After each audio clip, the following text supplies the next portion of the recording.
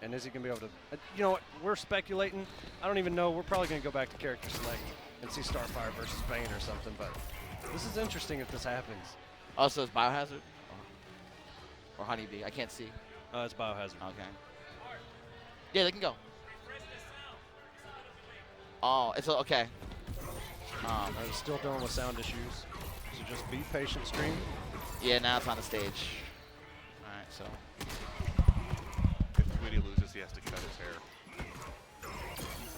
That's where he gets his power from, man. He's like Samson. Do you know what Tweety's rocking? The Daryl Dixon haircut. Yeah, I can see that. It looks just like Daryl Dixon. We found this man's, I don't know, maybe his father or uncle, brother, somewhere. I don't know.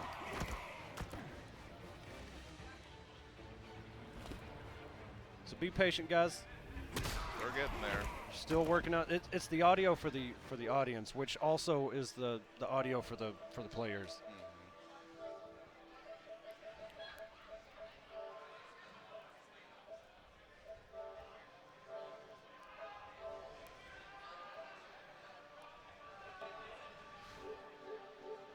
Let me hear it, chat. Who you guys got taking this whole thing in this top 8? I saw one guy say he was rooting for Tweety, but I think Gur or Biohazard would be the people's champions. Yeah, Honeybee, Biohazard. Everybody loves those two. You know, those two have like some of the most solid of a fan base out of a lot of people in the FGC. Sonic Fox excluded. Honeybee and Biohazard. They're like always. I don't know what it is about them, man. Whether it's the character loyalty or like just because they're brothers and they're Canadian and like they travel. You know, Canadians that travel, you know, a lot, and there's a lot of them here. We got Lumia here. Obviously, we saw top 8 last night. You commentated with her. We got Manushka here. We got the Biohazard and Honeybee here.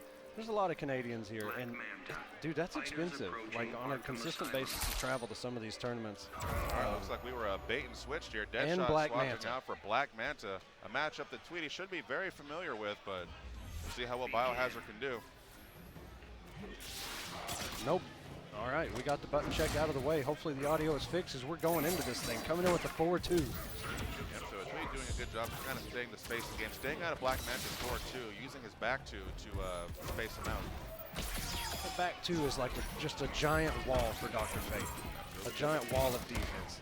Good job of Bios trying to work his way in, and goes right over the down 3. Committed! Didn't spin the bar either. Dr. Fate has a lot of good options, down 2 being one of them, but that back 2 is also just as good. Nice, I like the use of the meaty manta ray, stuffing the glyph possibly if Tweety had open up. Blocks. Nice. Oh, does not get the confirm, and Tweety's going to put this man back. Full screen, activate Vengeance of Horus.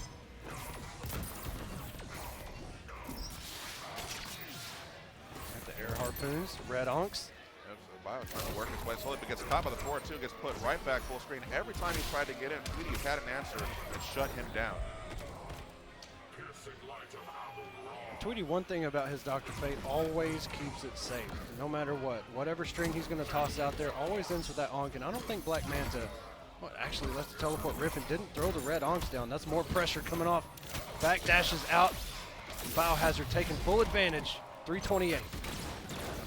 Moving in, using the down 1 manta ray, spends a little bit of meter. Tweety answering back with the bounce cancel. Still playing switches with the glyph and getting pushed out by the manta ray. This is good on Biohazard. Getting Tweety off of his first health bar.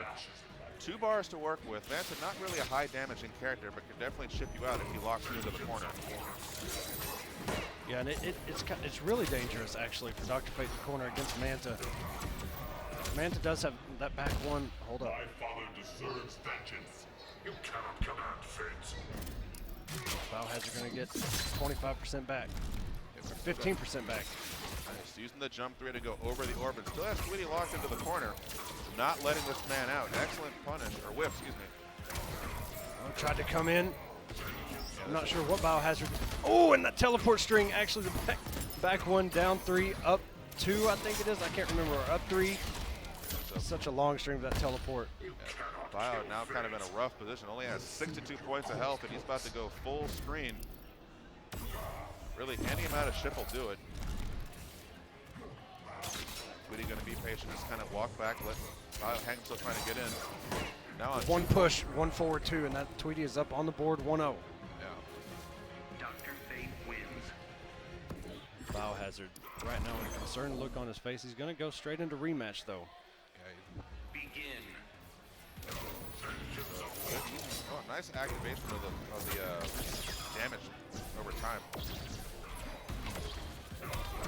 He's going to burn the bar, too. Good damage, 358, 2 onks. Oh, trying to work his way and using the back one to try to shut Tweety down, but he gets caught out of the air and put right into the corner. Familiar territory in this matchup for Bio. I just let my man's out. He just wants to be able to play. Going to be able to play today. I love what Tweety did with the 3 onks there, by the way. Did the meter burn Amon Ra, tossed the 3 magics, tossed the 3 onks, and Biohazard bit the dust with that beam that just comes down from the heavens. Now Bio got Tweety in the corner, trying to work his health bar down, but he was very comfortable sitting where he's at. Going to put up a little bit of a fortress of projectiles. I like that, using the red onks to cover his teleport, staying safe. Bio going to clash to keep Tweety in the corner. An unlikely outcome. 25 back for Biohazard. He's got so much work to do. I hate to say has the damage been done, but It's one of those things, Manta, like I said, is not a high damage character. He can get it, but it's expensive for him to do damage. it is expensive. You're right, man. He does a lot of chip damage. He annoys you, especially in this corner. He can spend the resources, chip you down, whittle you away, but coming in with that forward 2, and Tweety's going to be able to fully confirm off of that. Not a huge amount of damage, but has 3 onks again. Beam coming down. Going to stop it, and he's going to land right on it.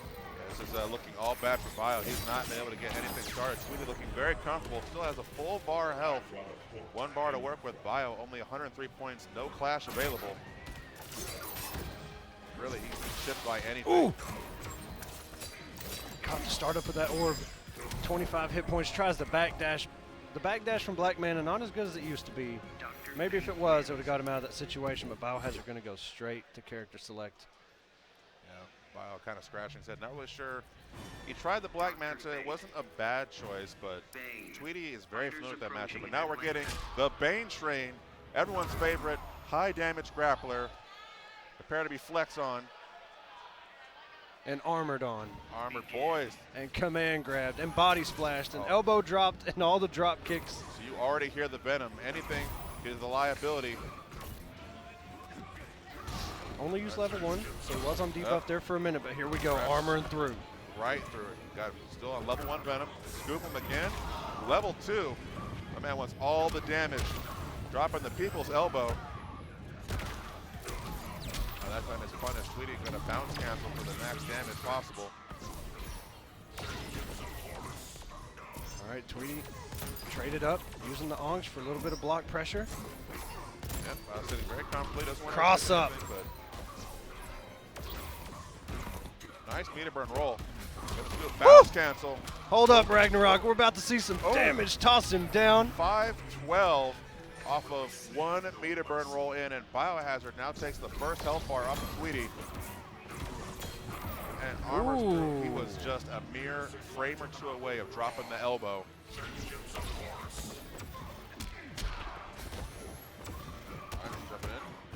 Jumping over that onk, and Tweety just trying to use that interactable. Break down Atlantis, try and save his life from this man. Biohazard, the Bane Train coming in, and what a read by Tweety. But the DP gets blocked. Bio having to go into level 3 Venom, and now he's in debuff. He is in a world of hurt. Wait a minute. Oh. This damage, look at the damage. Yeah, and Tweety can't even clash now because Bio still has the meter advantage. All right, nice armor through the grab. Armor again, scoop this man, put him down. Biohazard, venomed up, baby. He's got 4 bars too. Yo, look out. Hold up, he's gonna burn it all. Jesus Christ. And just like that, Bio snatches that win from Tweety and stays alive in this top 8 set. And just when you think it's your turn, man, you see Biohazard with 4 bars, and he's coming at you like, dude, that's got to be one of the scariest things in your life. And Dr. Fate can actually punish that with 4-2. I'm sure Tweety knows that. Yeah, when you see Bio with those 4 bars, you hear that hissing sound of that venom. Like you said, it's terrifying. Tweety trying to do anything to keep Bio out. Does not want the meter burn roll. Snatched him. Going to put him back in the corner. No, he's going to keep him mid-screen. Tweety, one of the best at reacting to meter burn rolls with a throw. Yeah, but now Tweety's going to put himself in the corner against Biohazard. Looking to get in and start the Bane train. Just coming off a debuff now. Bio slowly working his way in, but Bane with a floaty jump. Floatier with debuff lands right into the projectile. He tried to go for the whip, but didn't quite get there in time. The elbow just a little too slow, but scoops Tweety. Biohazard might be panicking. He's used a lot of meter from meter burn roll to try and get in. And rightfully so, because Dr. Fate traded up these projectiles. When he's red, man, they do so much chip, so much damage on hit. There's 3 of them coming. There's orbs. There's damage over time and a forward 2. Hit confirm. Okay, Tweety's going to keep it on clash with Bio still in debuff. 3 bars to work with. Great tech on the grab. Tweety in the corner. This is still Bane can still do it. Bio still has access to clash, but he's going to scoop this man. You know he's got an armor right. Oh, and just the DP. I cannot believe he just whiffed that grab and went straight into DP. I'm not sure if it would have killed on block. And just the round started scooping him. Open up by the low. Wait a minute, baby. Scoops. Biohazard, the Bane train's in the building. Look, he's got 4 bars again. He's about to be on debuff. The spacing on these command grabs is immaculate. Bio trying to do anything to keep Tweety in the corner. Scoops. Hold up. Biohazard might, look, 1 bounce cancel. All right, he's going to clash. Now, Tweety does have the meter advantage. If I was Smite, burn as many bars as it takes to get Bane back to being full screen. 3 bars. Bio now has no resources in debuff. And this is looking so bad now for Biohazard. 1 clash changed everything. Good blocks. He's still alive, though. Debuff is over. He's got access to all the venom. Wait a minute. This is too rough. Bio's got no meter, 20 points of health. He's about to get full screen. And Tweety not even going to just meter burn the fingers. No, he's put just a wall in front of him. And Tweety, the smart stuff, keeping Biohazard away from him, knowing that 1 touch, and that, if he didn't have that clash, we could be looking at a very different outcome, possibly a game 5. But Tweety with the composure, put the orb in front of him, toss the Amun-Ra's, can't jump over these, and certainly can't jump onto that orb. Absolutely. And Bio doing his best to try to get it. And he can start turning things around, but that round does not go the way he needed to go. Yeah, it was unfortunate when, Tweety had all that meter. What do you have, 4 bars when Biohazard clashed. Biohazard wound up spinning 2 and took added damage because Tweety spent 3. And as you mentioned during the match, he was on debuff coming out of that clash. He didn't have any meter. And luckily, he did get the standing 1-1, the whiff punish, but Tweety had that clash and the meter to win that out. And just an unfortunate situation there for Biohazard. But coming up, we do have Gur and hopefully his opponent. Yeah. Oh, we do. Yeah, Honeybee is there. The camera kind of froze for a second. Yeah, unfortunately, so Tweety is going to move ahead in the winner's bracket. Bio is going to head down into the loser's side to play the winner of Cherney Vulcan Matrix. So up next, like you said, Honeybee and Gur. This is, I believe, a run back from NEC top 8 grand finals, actually, when Honeybee took it. So we should have we'll probably be Flash versus Adam, potentially. You think so? I'm wondering who Honeybee runs in this. I mean, we know Gur is a man of science. He's going to bring out Adam. I don't see him coming, in Justice 1, Gur was a Bane player, a little bit of Joker too. But we know this man is a man of science, and Honeybee, a man of mix. Yeah, I mean, when Injustice 2 went out, I mean, Gur's gone from Deadshot to Scarecrow to Bane to Black Manta. He's kind of gone around the cast a little bit, but Adam really has kind of fit his play style and his approach to the game. And, you see where it's got him so far. Yeah. So. It's we talked about Tweety and how he kind of made Possess Kenshi what it was, or at least found the potential behind it and just ran with it. Going with Starfire as well with Tweety. But Gur with Adam, when Adam came out, it was like, okay, this character's unique. Like, he's got some tricky setups. He doesn't really have that great a footsie game, and he's okay. Like, we didn't really see that much. Like, he's cool. Yeah. But Gur, we've talked about it a million times, where Gur is like one of the nicest dudes in the FGC, but when you play him, he wants to annoy you so much that you actually start to kind of hate him a little bit. And the fact that Gur is such a lovable guy, but like you love Gur, you just hate his character. Yeah, and he will, man. Like, you'll see his opponents in the chat or whatever, whether it be an online tournament or you see somebody here, like, the man is going to mash down 3 on you. He's going to low profile. He's going to mash the down 1s. He's going to do the Adam stuff. But look, speaking of crowd favorites, so we talked about Honeybee and Biohazard. Gurr is one of those that, like, his heart, his complete heart is in this. And I think that's why so many people want to see him win. That's why Summer Jam was so important. And when Gurr loses, especially at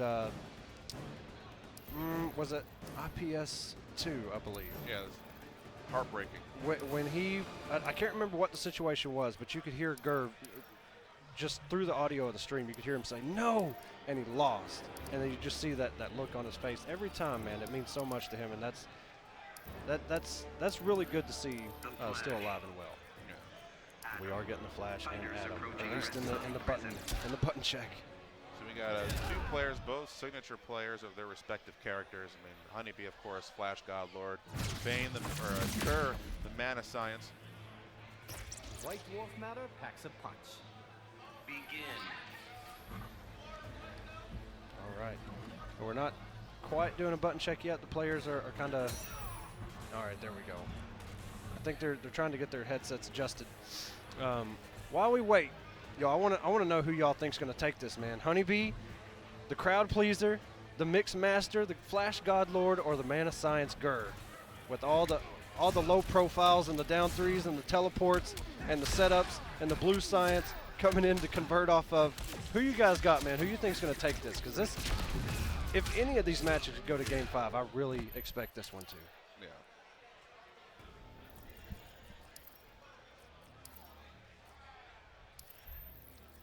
We might not actually fix this until like grand finals. Yep. All right. Well, the saturation, I think they're saying, is because of the bit rate. There's limited bit rate here in the ballroom, so they kind of just have to lower it. I got you. Yeah, I see a lot of people talking about the colors. Look, I'm colorblind, so it doesn't matter to me. I'm looking like just, you know, your friendly neighborhood dog who can only see black and white. That's enough for me. All right, and we're going back in the tournament. You know, one thing about Honeybee is, like, during the online tournaments, he loves, when he goes down, he'll always pick the Flash God Lord skin, which is the God skin. Can't do that here. Got a little bit of white, and I don't like this Flash helmet, though. I don't even know what that is. Yeah, it's looking a little, not quite. Like Speed Racer. Begin.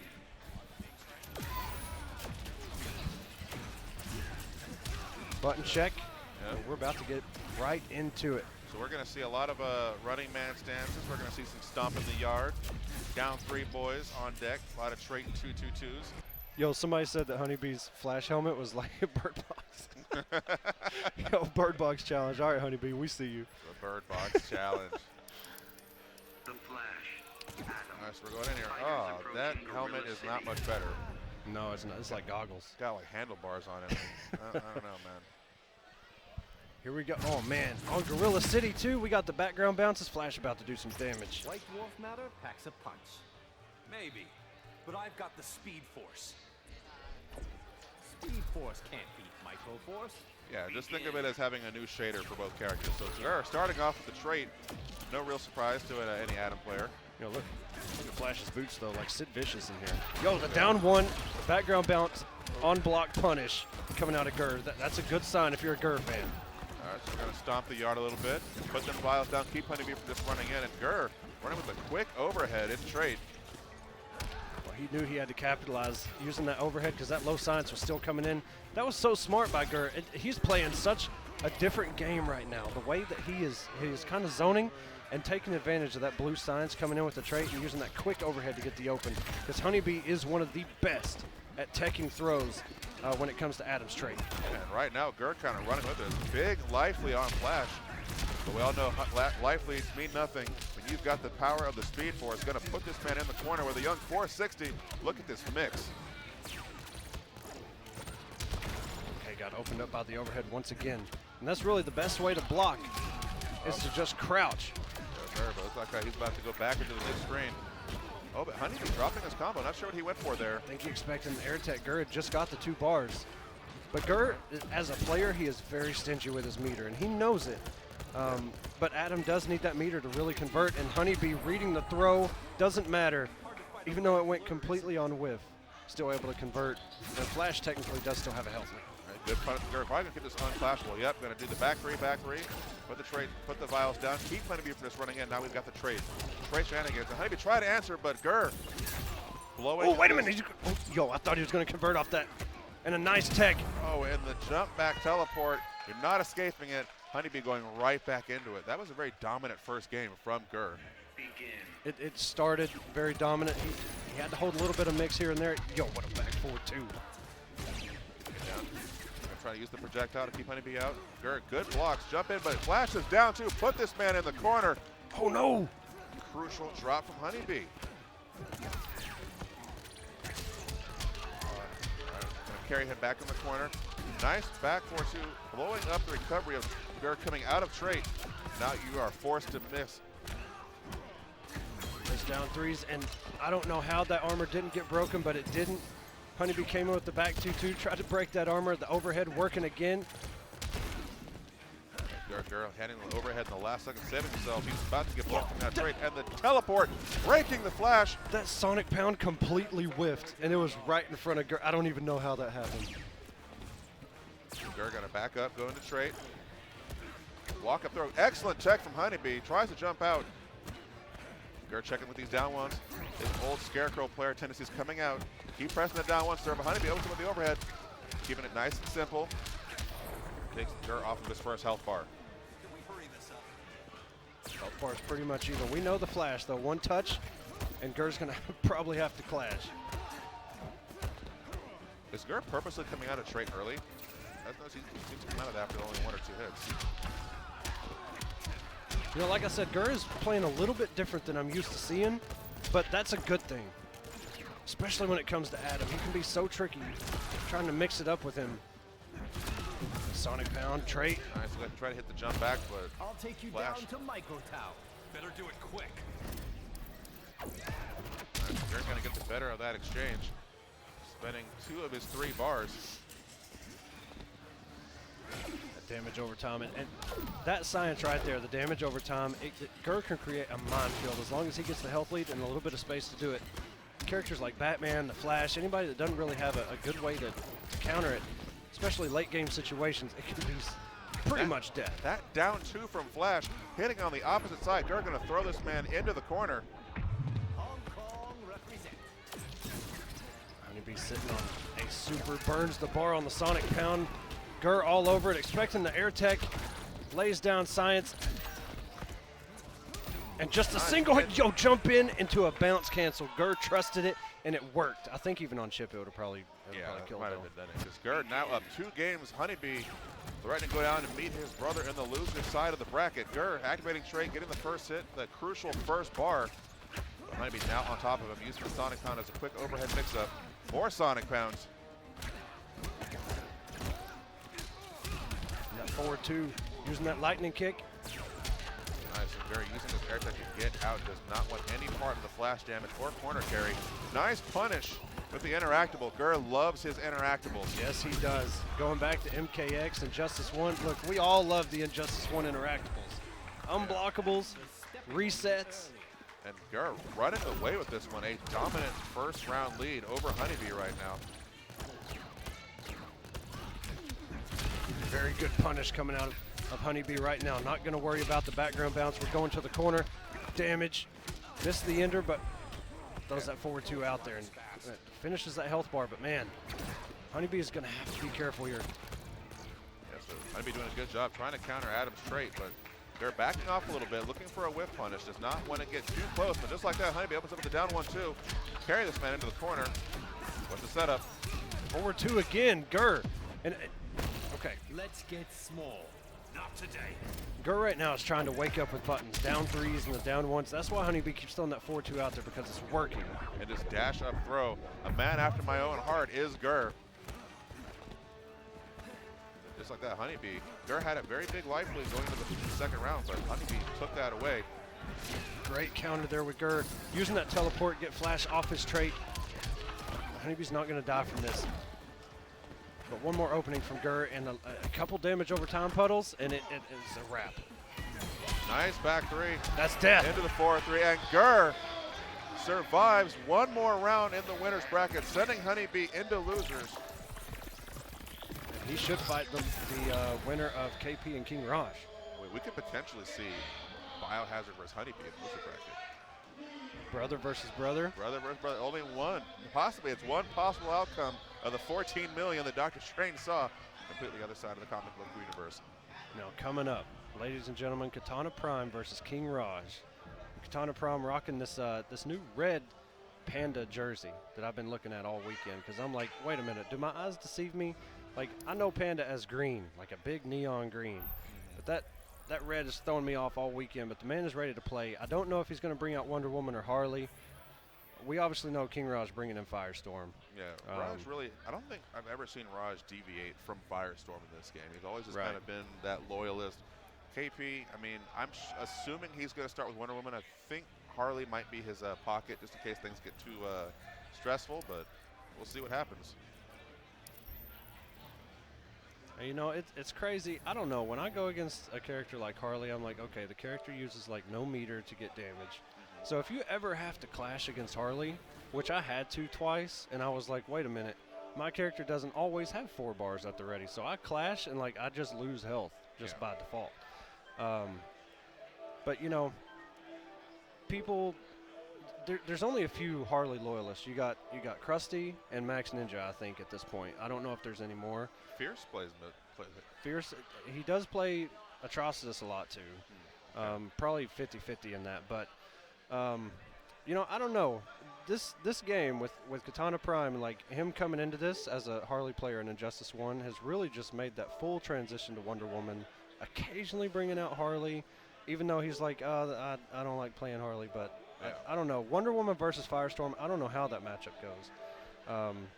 But I think with these two being veterans of the scene, respectively, it's going to come down to more player-based than character-based. It really doesn't matter who they pick. I mean, he might go Harley. I'm assuming, I haven't looked at the frame data, that if Firestorm blocks a shield toss anywhere within the immediate vicinity, that might be a free Molten Trap punish. It probably is, because that thing without meter burn, and even sometimes with meter burn, depending on the distance. But definitely if any of those shield tosses are coming out in Firestorm range, you're right. Without meter burn, that thing's going to be full punished. Yeah. If not by the Molten Trap, at least by the Trailblazer, which is like 8-frame startup. And that thing just... One thing that's always bugged me about Firestorm is that torpedo, where if he does it full screen and you block it, because it's like easy to block on reaction, he's like a mile away when you block it. You're like, why is he so far away? But if he does that as a wake up right in front of you, he's like right in front of you. It's weird. Just a little bit of pushback. Yeah. So King Raj with a smile on his face at KP. I know you guys can't see it, but we can. King Raj is like, the crowd is hyping him up right now. He's shaking his head like, yeah, let's go. I got the beats going. KP, no headset on, gives the thumbs up. These two are ready to go. yeah, absolutely. It's a battle of two fan favorites. KP, I think, might have a little more recent experience playing Injustice. I'm not sure how much Raj plays these days, but I mean, he just got himself a top 8 spot, so doing something right. Some of us play this game every day, you know, and we're not there. Yeah. King Raj is. All right, here we go, going into tournament mode. KP by default going over to Harley Quinn. Maybe not going to pick her, but going to control. All right, guys, so we fixed it. So I'll tell you what actually happened. So the setting had HDR 10 turned on. So yeah, like in Injustice, there's a video setting for that. It was on. That's why it was washed out. All right, so everything audio, video related should be fixed now. Yeah. Yeah, it looks way better. Yeah. All right. Wait, who's up, by the way? Katana Prime. Katana Prime and King player Raj. one side. Katana Prime. Katana Prime will be My sword splits atoms. Yeah, Katana Prime and who's player 2? King Raj, AJ. That's what the shield is for. Look at this hot dog mustard colored Firestorm we got. This is offensive. These Yo, colors. but wait a minute. We do have John Nitty in the hot dog suit tonight. If it was He's Nitty, out there somewhere. If it was Nitty, I would forgive it, but this is Raj. You're right. This is no excuse for these colors, but Yo, we're not even doing a button check, or we're just going in raw, right? no, we're going in raw. KP Okay. just said he just checks his buttons with the character select screen, but Raj, trip guard with the Molten Trap, put this man in the corner, restand. What is the mixer? So Raj, excellent whip punish with the fusion charge, going to keep KP full. Oh, you can tell me? Okay, I got it. HCR DS. All right, good blocks. Nice back three. KP opting the air tech out, tries to get the down one punish, and staggers him into a full combo, boys. Going to put Firestorm in the corner, exactly where you do not want to be. But Raj says having none of that, waking up with the fusion charge. Oh, and KP sniped him out of the air with that. That was sick. That shield toss is a punish on a whiff molten trap, but one of the fastest projectiles in the game. Going to shoot KP right out of the sky. And again, oh, that down two. These anti-airs. All right. No trip guard, but KP pressing the wonder button, down one. The wonder button. You know what, Ragnarok? I love that. The wonder button. It's very rare that you see down one into starburst like that interrupted. Yeah, now if anyone can do it, it would be KP. He has been known to blow up gaps that some players are very hard to do. I saw him consistently once blow up down one into Palpatine hands in tournament. That one's a tough one. Yeah. That is one of the harder ones. Okay, back three is not going to have the answer, but that overhead, KP still has a clash at his disposal in 3 bars. That King Raj. Wake up, meter burn back three, and Raj takes the 1-0 lead. KP going right into the restart. Didn't do too bad that time, just a few crucial mistakes. And you cannot make mistakes against Firestorm. This man will capitalize off every error. Into a restand, into level 3, into a bunch of mix-ups. You don't want to eat for breakfast. KP coming in, not able to capitalize, but okay, gets a 2-2. And Raj doing great work of that meter burn projectile, keeping KP from jumping out of the air with them shield tosses. Down 2 in the back 3 for maximum damage. Corner push. And again, the wake up meter back 3. Raj dropping his combo. Oh no, you cannot stagger KP, sir. He has those reactions. Gonna put Raj back in the corner, sit down, and eat this whip. Another meter burn back 3, gonna blow up KP and what he was trying to do. A throw is gonna finish that first health bar. So many meter burn back 3s. KP's gotta start recognizing that and planning ahead. KP, one thing that King Raj has been blowing up a lot for KP is KP wants to stagger that down to 1. And that's the reason those meter burn back 3s in the corner have worked so well. And Firestorm. Raj going to catch KP out of the air and take his first health bar. Now he has access to full trait if he wants to burn it, or he can try to force KP into a clash and save the trait from post-clash shenanigans.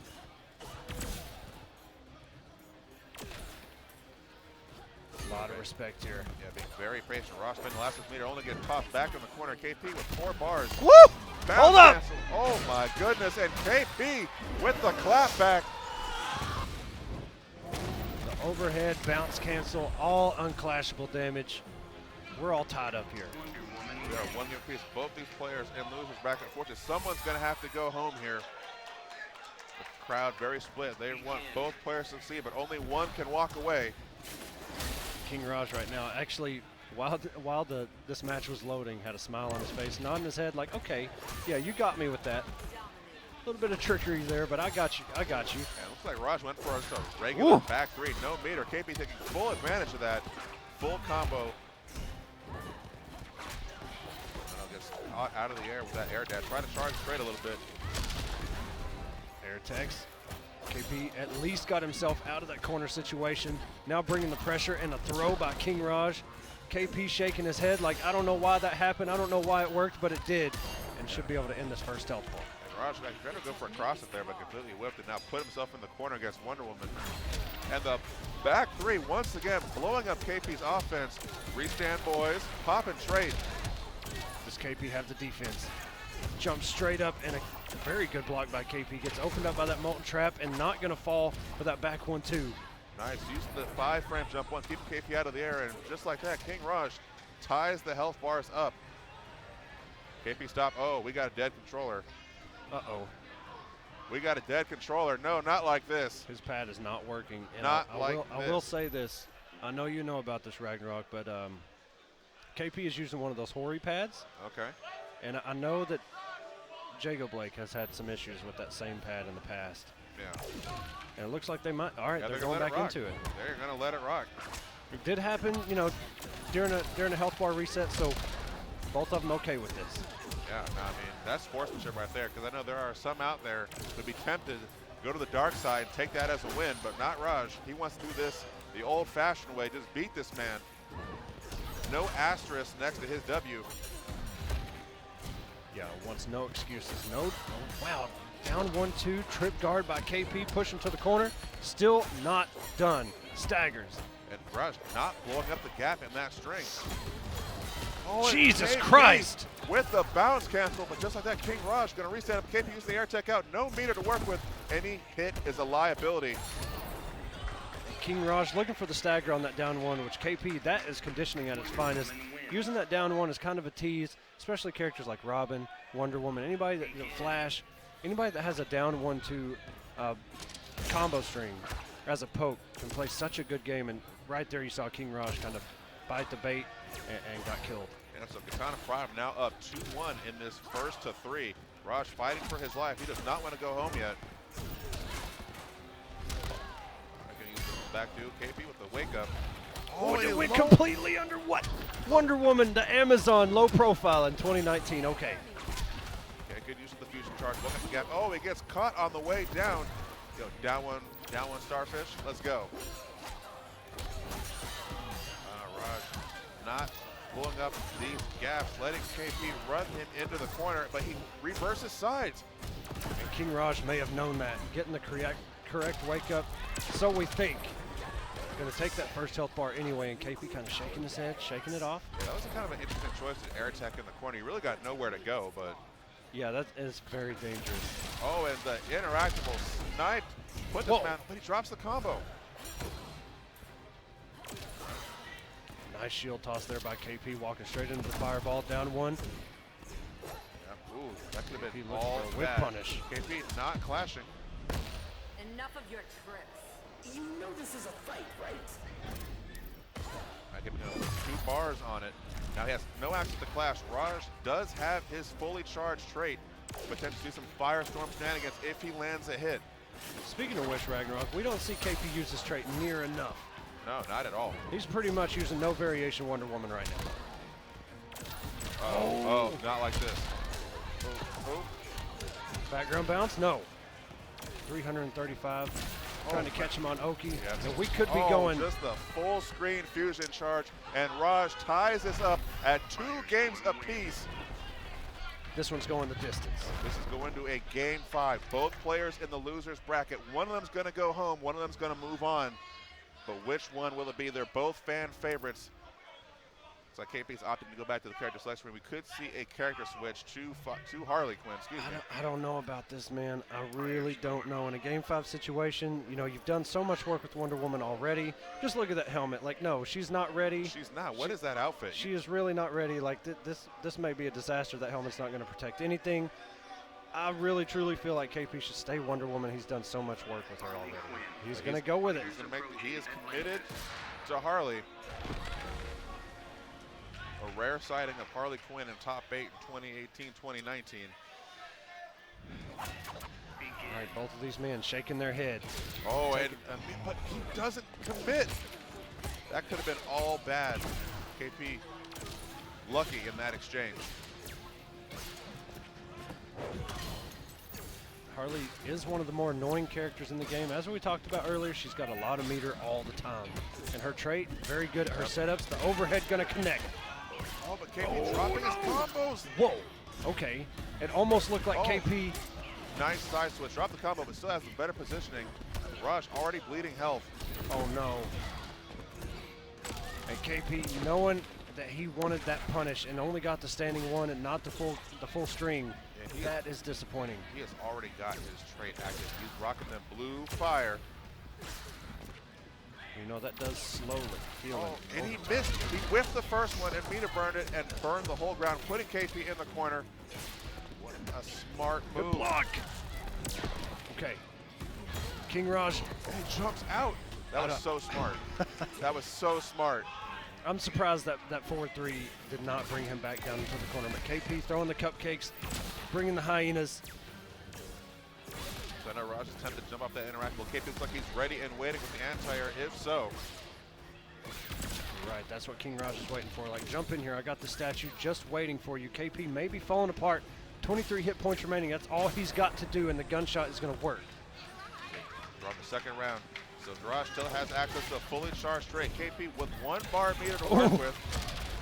Oh. All right, he's going to clash. You're gonna play freaked out by a little fusion. Raj is fortunate he does have access to trait now, so any hit he can activate the blue fire and put KP into a guessing situation and melt his life bar. The jump one. Okay, he's not going to die from this, but that level 3 is still sitting there, Ragnarok. One more. It may not even matter now. KP meter burn roll in. Trying to get some offense going. +2. Backdash. Oh, gets the air to air. He stuffed it. So Rush is going to break. I don't know really if that was, but he doesn't want to slow down KP's momentum. KP going to spend the only bar he's got, give a little more damage to I King don't know Raj. about that. He did get the bar back though. Meter burn rolling, gets the That's a punish. Here we go, back not 3. like this. Meterless damage. That's Harley's specialty. And low profiling. And the down one wake up, Starfish. Down King Raj 1. with the pop off. King Raj popping off on. Look, you may have not been able to see him, but that man is so happy that he won. KP smiling like he's having a good time. That was a very good look. That went to game 5, rightfully so. It should have. The switch to Harley looked like it was a good pick. I think that one really came down to like the use of clashes, how much meter they had. KP was in that situation. In the very last clash, spent that only bar that he had, and you know whether it was a good decision or not. I think some of them are saying we should turn the brightness up in the game itself. They're saying the game itself is too dark. Oh, okay. But up to them if they want to do it. I didn't even notice the difference. I don't know when it changed. I was too far into that, but yeah, that was losers. And up next we're gonna have Mystery Clan Gaming's Matrix. Say that 3 times fast. Versus Cherney Volk. C88 boys, the crazy 88s, showing up strong here in this tournament. So Cherney representing them, Mystery of course represented by Matrix. We have clan battles alive and well. They're still alive, baby. Boys. Look, going into MK11, they need to come back. Like we need all the drama. We need clan wars. We need all that stuff back. Cause yeah, man. And look, I will say this: if we're gonna do clan wars again, like people actually need to show up because that's low key kind of frustrating. I feel like that's why they don't happen anymore because people just kind of stop showing up. So they're probably gonna go into a button check here.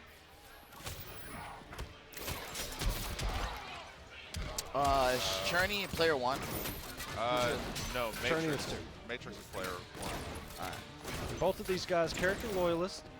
You know, dare I say that Matrix is new to the scene. I know Cherney Volk is, you know, over the past year or maybe, you know, shortly after this game came out, started making a rise and people started to know who Cherney was. But Matrix has been around ever since MKX. Like I said, I've met him before.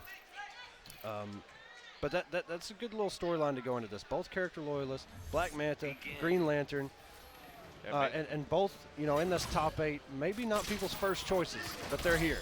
Yeah, I mean, Matrix looks like obviously the fan favorite here. He's got the crowd people behind him for him. Cherney, of course, the villain in this scenario, looking to make a name for himself by putting this man Matrix down. And a good use of the back one, walking right through the wall. Lantern not with enough willpower, trying to fight his way out.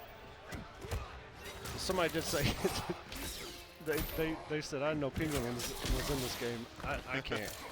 Penguin DLC 2019. Yeah, it's like that happening. Okay, the back one whiffed, and right now Matrix is playing very conservative. And there was a point where Cherney Volk actually picked up Green Lantern to try and see how he worked as a tag team with Manta. That 4-2 going to pay off. Yeah. Down 1, good challenge. Plus frames. Absolutely. So, you know, Cherney obviously a little familiar with how Lantern's supposed to work. Right now showing it. I'm pretty sure he said he's the one that put Matrix into losers to begin with. Yeah.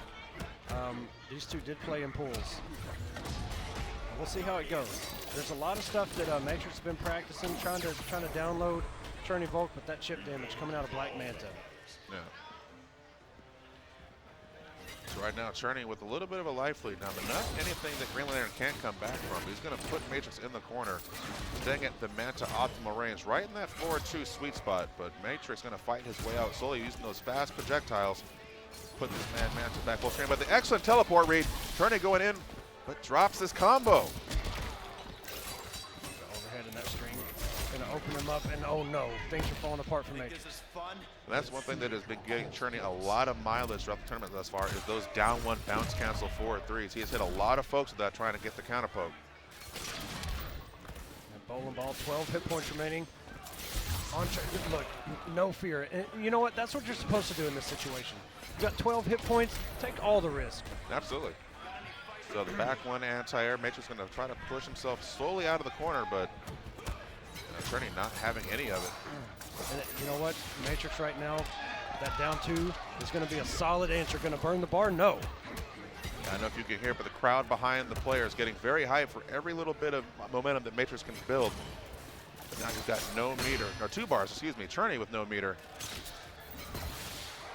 Matrix has got himself slowly but surely back into this thing. Shark attack, the forward 2 coming in, the missiles, jump back 3. Oh! But he didn't commit. He didn't commit, but he got this one. Cherney gonna clash. You're about to If I was Matrix, I'd probably just keep a hold of my bar rather than spend it. You know, and Lantern needs that meter to get the damage. Yeah, so let Cherney get a little bit of his health back. Just try to work way back in. He doesn't have any meter, so they don't have to be as afraid. But the Manta Ray, oh, he didn't commit, and that could have been, oh no, and a jump 3 and wasn't ready for it to connect. Plus frames coming in, jump 3 again. Trying to wear this man Cherney out. Cherney being very patient, does not want to overextend himself. He needs to be patient. The meter run roll Wait a into minute. the back, into the background bounce. He's gonna put it down. Oh, but he drops the combo. He expected him to get And the the meter wake for up the down air to tech. into Wait the a air minute, he's tech, still but up. Cherney with the teleport. Jesus Christ, and Matrix shaking his head. You know what he had the read on? Cherney was just about to get 2 bars, and I know he expected him to air take, and that's why he dashed forward. Matrix thinking a little bit ahead, and Cherney wasn't even able to do an air tech. He didn't even get that second bar that Matrix thought he was going to get.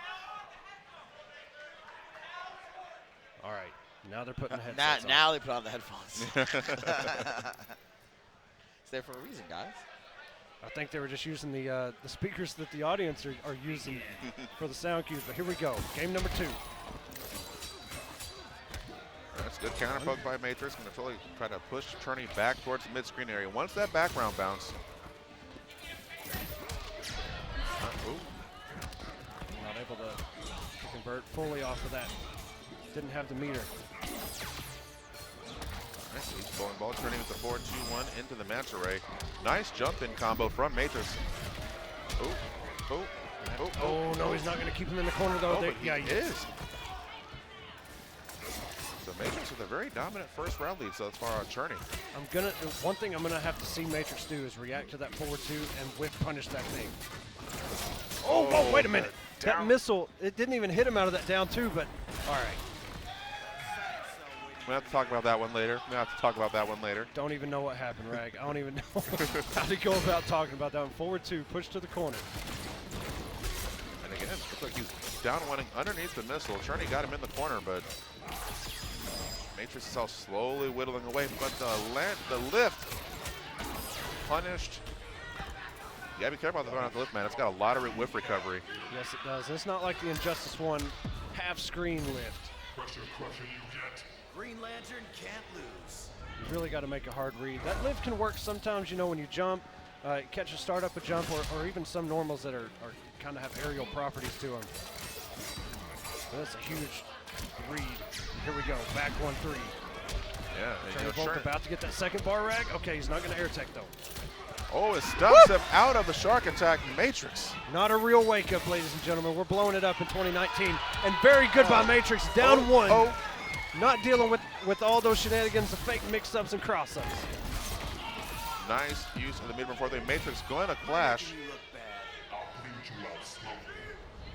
I'm assuming Cherney's going to keep hold of his bar. No reason to spend it, really. He's got to get in and do some damage.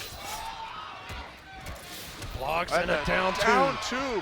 Matrix having none of these float cancels. He says, sir, please. I know those aren't real. Listen, y'all hear this crowd, man? Everybody is, not everybody, but like 99.9% of everybody is out of their seats right now. We're only in game number 3. And Matrix mom getting lit in the background, supporting her son here at this FGC event. Cherney trying to send her home sad. Yo, is that the secret tech, is to bring your mom? Look, I'm trying to bring my mom. If I can make top 8, I'll bring my mom. Absolutely. I don't even care. All right, the stagger lows. Ooh, the jump 1. Excellent. And the whip punish, the down 2. Matrix. I don't know what he was looking for there. I thought he was going to get the background bounce, but he forward dashed. Mantis Churney did not have anywhere close to 2 bars to air tag. Oh, and the Lantern battery using the far. I'm not sure why he went with the far version, but Churney capitalizing fully off of that whiff. Ooh.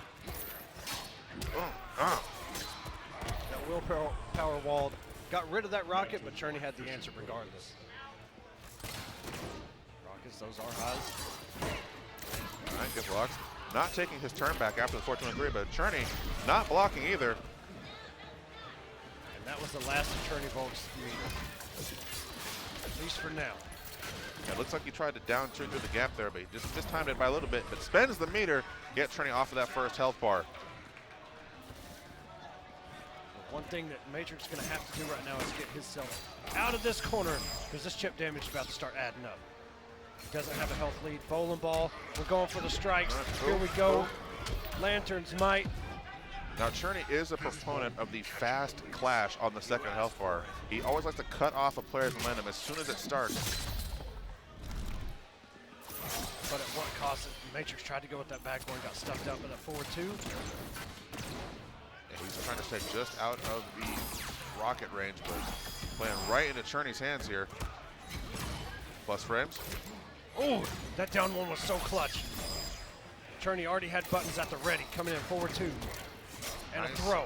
Nice throw. This has suddenly turned the tide. Momentum has shifted into Churney's favor. He's staying at the perfect range. Woo! Whiff punish, but he gets Hold cut. up, he converted off of that. I don't even know. No background bounce. Back dash. Oh, no punish. That could have been all bad. Matrix. Blessing and tried to whip punish with the back one, and Churney Volk going to go up 2-1. 2-1. But Matrix is going to go to the character select screen. Take a moment to think about it. He wasn't doing too bad there. Now, I noticed when they've played in the first time, Matrix did a very good job of spacing out Mantis forward 2 and whiff punishing it the second Churney would go for it. Churney adapted, and we haven't really gotten to see that much in this set. He's kind of just sitting there and blocking all of it, and his health is being whittled down little by little. And without him having the health lead, that's the biggest problem. When Manta has that health lead, and you're having to deal with all that chip, that's when it becomes a problem because you're cornered, you're taking chip damage. Manta plays excellent footsie, so anything you got, you want to try and jump out, he's going to anti-air you. You want to try and take a risk like that back one right there, could get whip punished, just like that almost. Yep. Oh, and the down 2 attempt stuff, but no commitment from Matrix, but going for the full combo. Going to put Churney in the corner and force him to guess. Woo! Putting those active frames out there, blowing up that shark attack, and followed up by that. Oh. It is like that, a dominant life lead so far, but Matrix not blocking his ankles, getting opened up for a full combo. Baby, look at this damage, all meterless so far. 342, you think Manta can't hit like a truck, and that bounce cancel is going to work. We went from corner to corner, coast to coast. And Matrix's health lead literally disappearing in the blink of an eye, and Churney with the excellent whip punish on the wall, and just like that, the momentum once again shifting into Churney's favor. Matrix now fighting to stay in this. Tried to forward dash, not sure what. Wow. Oh, did he just raw lift? You know what, Ragnarok? Just raw lift? Sometimes you just got to do it and believe in it worked. Whose man's is this? Somebody come get your man. Mystery, we're calling you out here. We need to come and get this man. All right, bowling ball is going to be a direct counter of that Churney Bolt coming in forward 2, chip damage. All right, ooh, that was all good. He dashed in, recognizing the bounce cancel, and blocked just in the nick of time. He did it again. Yo, this is the secret Green Lantern tech. This is the tech. The Green Lantern tech, just raw lift after a jump in. Plus frames be damned. All right, nice whip punish. No evil shall escape my sight. Everyone, I need you all to say the Lantern's chant to you. This young man is fighting for himself. He is fighting for Mama Matrix in the crowd. The down 2. Not dealing with any of that fake pressure, the fake cross-ups. We may be going to a game number 5. Tried to wake up throw and had the answer. Matrix versus Churney Volk here at KIT 2019. This is 2-2. Both players losers. One of them is going to go home. We have C88. We have Mystery. Clan Battles 2019 fighting for this top 8 life. Let's go. And that's a cross-up. I don't even know. It didn't even say cross-up, and it looked like a cross-up. Nice call out there with the down 1 by Churney. All right, ooh, the jump in, that was almost a chip guard from Cherney. And the raw lift again, this man Matrix. Just calling out anytime that Cherney wants to throw out buttons, he's got that lift waiting. And that may be a direct counter to maybe forward two, because he does kind of lead forward and may catch him in the startup frames. Jesus Christ! Another Matrix, raw stop! lift! How is this working? Young man. Matrix is actually surprised. Like, I'm looking at him, and he's like, wow, that actually worked. I'm just going to keep doing it then. Okay, he forward dashed, not really sure what he was going for there. Forward dash right into the back one string, and now we are on the second health bar. Both players tied in meter. One of them's going to go home. One of them's going to advance. All right, trying to spend one bar. Opened up. Oh. Oh, no. No, he pulled the combo short. He doesn't want Cherney to clash. Health bars are pretty much I don't agree with that at all. All right, using the lantern battery, trying to keep Cherney out of the air, but Cherney not having it. And a raw lift again. He had the read. And he's got the meter advantage. It finally worked. Not like this. Oh, wait a no. minute. Cherney Volt, call out. Matrix getting a little too ballsy, overcommitting. Oh, not like this. Air techs out. Cherney, 90 hit points. Oh my God, he went for a lift. He went for a lift there. I could see it. Wait a minute, forward two got stuffed out and traded. The back one, and Matrix takes it. Matrix is going to progress. Green Lantern in the building. Let it rip. Mystery, Clan Mystery advances in this top 8. Cherney Volt going to go home For the core. for the core. All right, guys. So hype is at an all-time high. Let me play some of these sponsor ads. You guys take a breather. I'll BRB. What's up, guys? Hitbox Dustin here with a developer update on the Smashbox. The next production run has a ton of upgrades, including a buffed detachable cable, native PC game support. You can switch between multiple button layouts and customize each of them with our designer software. It'll also be coming with a brand new Smash Ultimate profile and button layout. Basically, it's a super controller. I'm loving it so far for Ultimate. You can find out more at hitboxarcade.com. Tweet us, email, or join our Discord. Lots of stuff going on. This is Hitbox Dustin. Hope you're all having fun with Smash Ultimate so far. I know I am. All right, so guys, I hope you guys enjoyed that match. I definitely know you did. Time for me to plug the match arena real fast. So this crowdfund is going towards Soul Calibur 6 and Tekken 7, split down the middle. We're currently at $501. All the promo codes are used, so at this point, it's just stretch goals. If we reach $1,000, we're going to have Old School versus New School in Soul Calibur 6, Team RTD versus Team Zephykai. If you want to donate for free, there's one way you can do it still. Place the link in the chat again. You can use the click sponsor right here from Bubba Burger. Follow them on Twitter via the Match Arena page and retweet their tweet. You will donate $1 to the prize pool for free. Or you can buy a Team Spooky shirt or donate directly if you're feeling ultra generous. Thank you to those who have contributed already. And there's no pop bonuses for either of these games. So if you guys are generous, these guys will be more than happy to put on a show for you. Thank you guys very much. Anyway, next match. So this man, Matrix, doing it for Mama Matrix in the crowd, getting hyped. The celebrations are high. Matrix moving on a little bit. Cherney, unfortunately, having to go home, or rather go sit in the front row and spectate. You know what, man? I had to go up there and tell Matrix good stuff. And it's not to go against Cherney Volt. I'm just like, wow, raw lift 5 or 6 times. After a block jump in, like when he's plus, like why would you even, and he did it multiple times and it worked. I don't even think Matrix believed in that. I think he was just like, let's see what happens, and it actually paid off. Like, we've all been looking at Green Lantern the wrong way, apparently. Yeah. So up next in the losers bracket, we have representing Hazardous. We have King Raj and Beast Coast Honeybee. There's going to be a whole lot of mix in this one right here. Yeah, so we have Flash versus Firestorm. That's what it looks like. We're probably going to button check. No, we're going straight into this. It looks like it. Yeah. Going straight right into it, baby. Down 1, 2, 3. So he's going to put Firestorm in the corner. Nice use the jump back one. And that overhead's going to connect. And trade it up. Everything slows down. Speed Force is in Honeybee's favor and going to burn that bar. This actually could be the health bar. This is, okay. He had to try it at least once. Yeah. Sometimes you just got to see what happens. So Flash's first health bar tickled a little bit at the end there by Firestorm. Trying to use that down one to keep him out, but Honeybee not having any of it. Wheelchair and Honeybee all over it. I'll go nuclear. Catch me if you can. This is actually kind of scary. Honeybee pretty much working on a double perfect already. Raj has not managed to get any offense going yet. He's only managed to even get a little bit of chip damage. Hasn't really opened up Honeybee. All right, got a little bit overhead. All right, I see you, Raj. Nice punish on that down two. You rarely see Flash's down two punish. Looked like he had an input error there. Tried Whoa. to use the fusion charge to get Honeybee out of the Flash. Oh.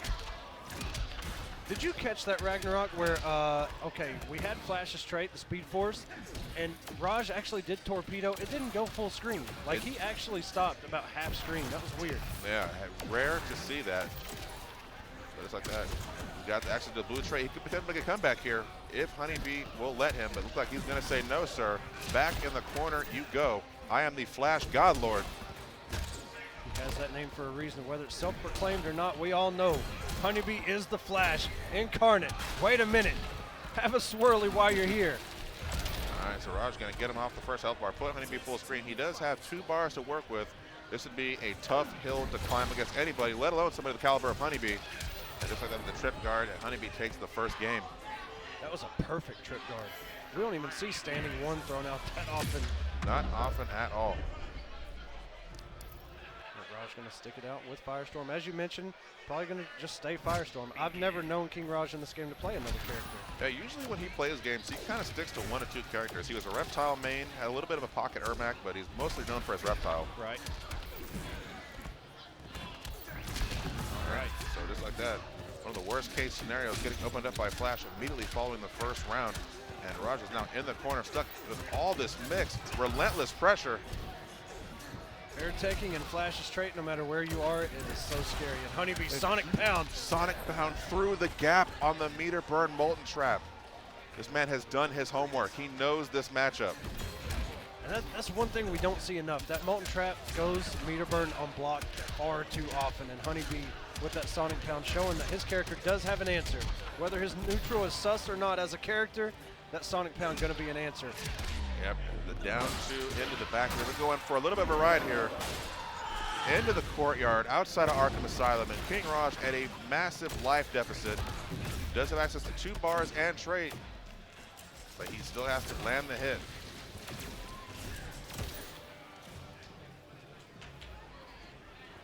All right, so A lot of respect. yeah, both players not willing to overcommit here. Both characters capable of high damage mix if they can get momentum going. And Honeybee lands the hit in the exchange, forcing Raj to clash. Got him, Professor. Catch me if you can. Honeybee is just barely under half his first health bar. All right, that trash can going to do some damage. King Raj, he does still have level 3, and he's got a bar. You know what? Both of these guys can mix with the best of them. Wake up. Why not? All right. Yeah, so Honeybee now 3 bars. And you know Honeybee, he will super if he sees a gap. Yes, he will. And a lot of times, you'll see Honeybee activate that trait and just wait for you to press something. Everybody's patience runs out. Oh, here it comes. There it is! Oh, there it is! Like, We're everybody's patience runs out at some point. Oh, no, you go back and you let that run. You bum. I'm booing this man. Yeah, you know what? I agree with you, right? Everyone in the chat, boo this man. So, You know, I don't even know, man. MK11 comes, no more skipping fatalities. Yeah, Let those no. things rock. no, you're going to hold that. You're holding all of it. Just like he's going to hold that wake up, get put back in the Molten Trap. Oh.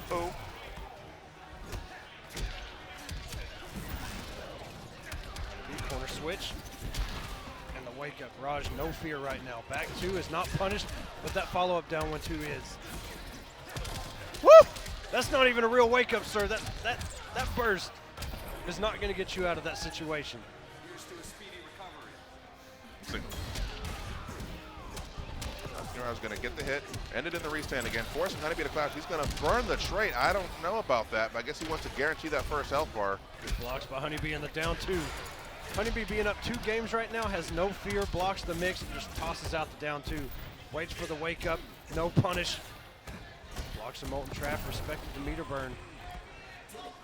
You know, I think old old habits die hard a lot, and Firestorm is one of those because we used to be so scared of the mind game between Molten Trap and Meter Burn Molten Trap, and we still play that game even though we saw Honeybee Sonic Pound.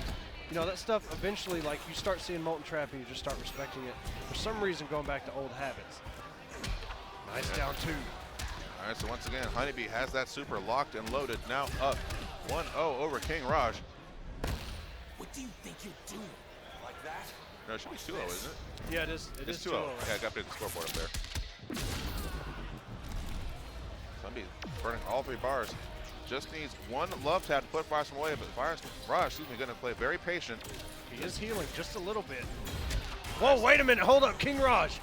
But he drops the combo and the down 2 into the meter burn back 3 for the little bit of extra damage, guaranteeing the round, and Honeybee takes it with a clean 3-0 over King Raj. All right, now. All right, real quick, let me finish running the rest of these ads really fast. All right, so first off, guys, something spooky, woo! You get all these subscriber emotes, loyalty badges, and you can link your Twitch Prime. We would love it. Of course, we would love it. Of course, we would love it if you guys use your Twitch Prime here on Team Spooky. And yeah, shout out to the people that have a sub. Also, Tekken 770 is going on right now on my channel, NYC Furby. If you want to check that out, open the link on Twitch. You guys see it on your screen. Twitch.tv NYC Furby. So it's my YouTube, FGC Sabin, and follow me on Twitter, NYC Furby. And if you subscribe, you have access to the Sabin emotes. You see the Sabin Boon one on the top right? You know that's coming back when MK11 comes out. What's up? Anyway.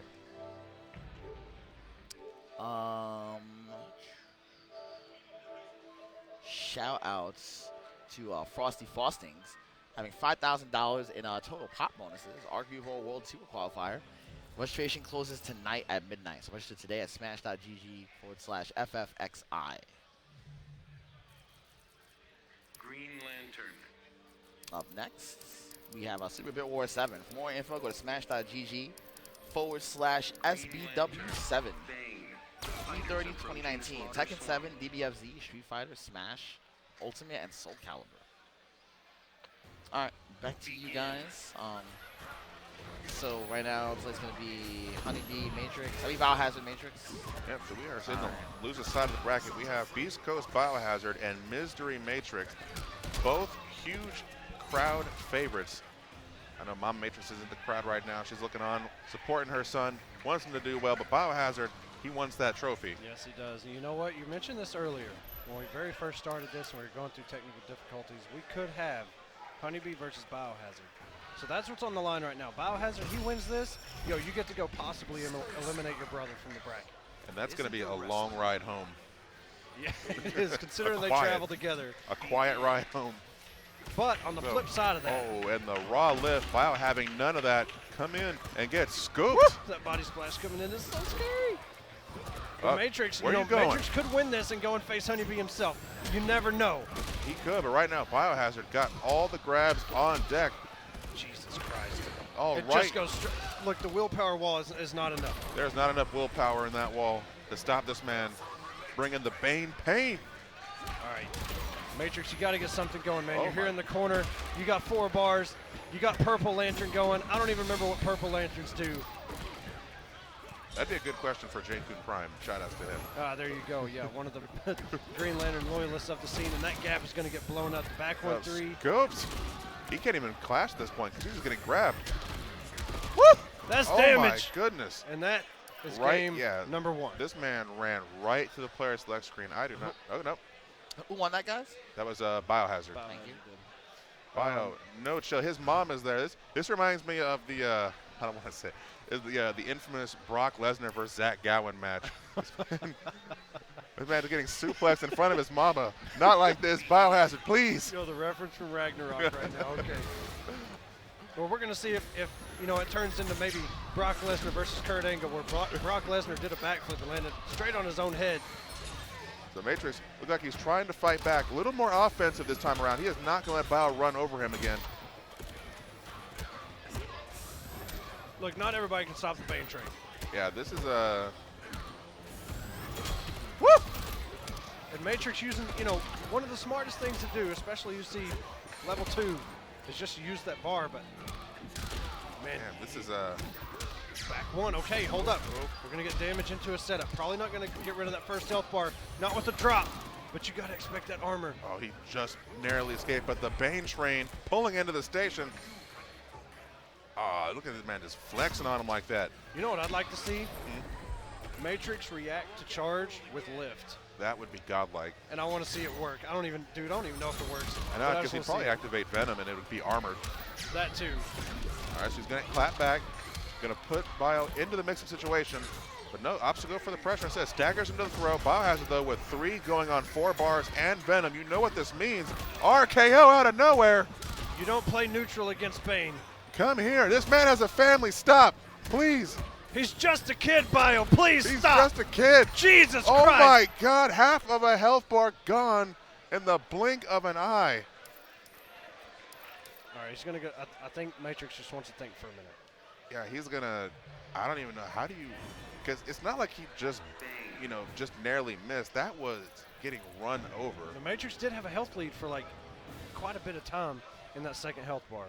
The problem is Matrix right now, he's trying to play neutral against all that armor that Biohazard wants to throw out there. And once Biohazard hits you, he's got all that meter to bounce cancel. Like, dude, he just did like 700 damage. Like, hello, I had the health lead. Oh, I just died. Literally half of his health bar gone and 1 confirmed. Now, Let us see if Prison has toughened you. Isn't the wrestling maniac? Prison forged me into a god among men. and the trash talk from Bane, rocking the scariest of masks. Matrix might be a little lost right now. Does not know what to do. There are few Banes that can play to the level of Bio, and this man, 1 combo and his health bar is gone. He's got all that armor still activated. He's actually going to be on debuff during this little break. Wow. So coming in right now, he's about to have access to Venom again.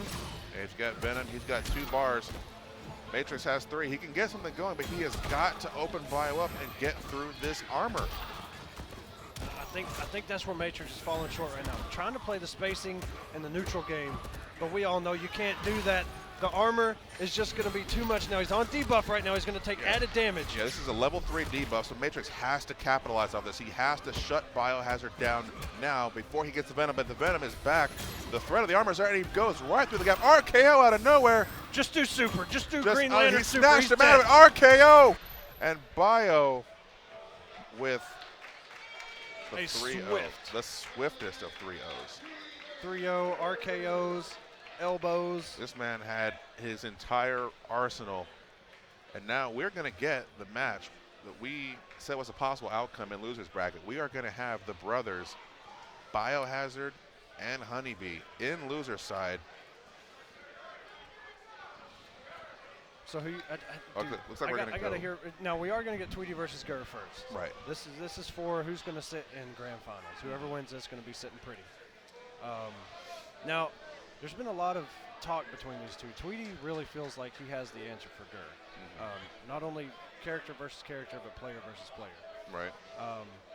But Gurr, I'm going to tell you, man, Gurr is playing so different tonight. Not in a not necessarily good or bad way, but just different into where like you don't really know what to expect from him. Plus, he's using a lot of those setups that we really haven't seen him use. We only saw him play once tonight in this top 8 so far, so maybe he'll do some different stuff. But he looked like a different Gurr that was just kind of trying some new setups in that first match we saw.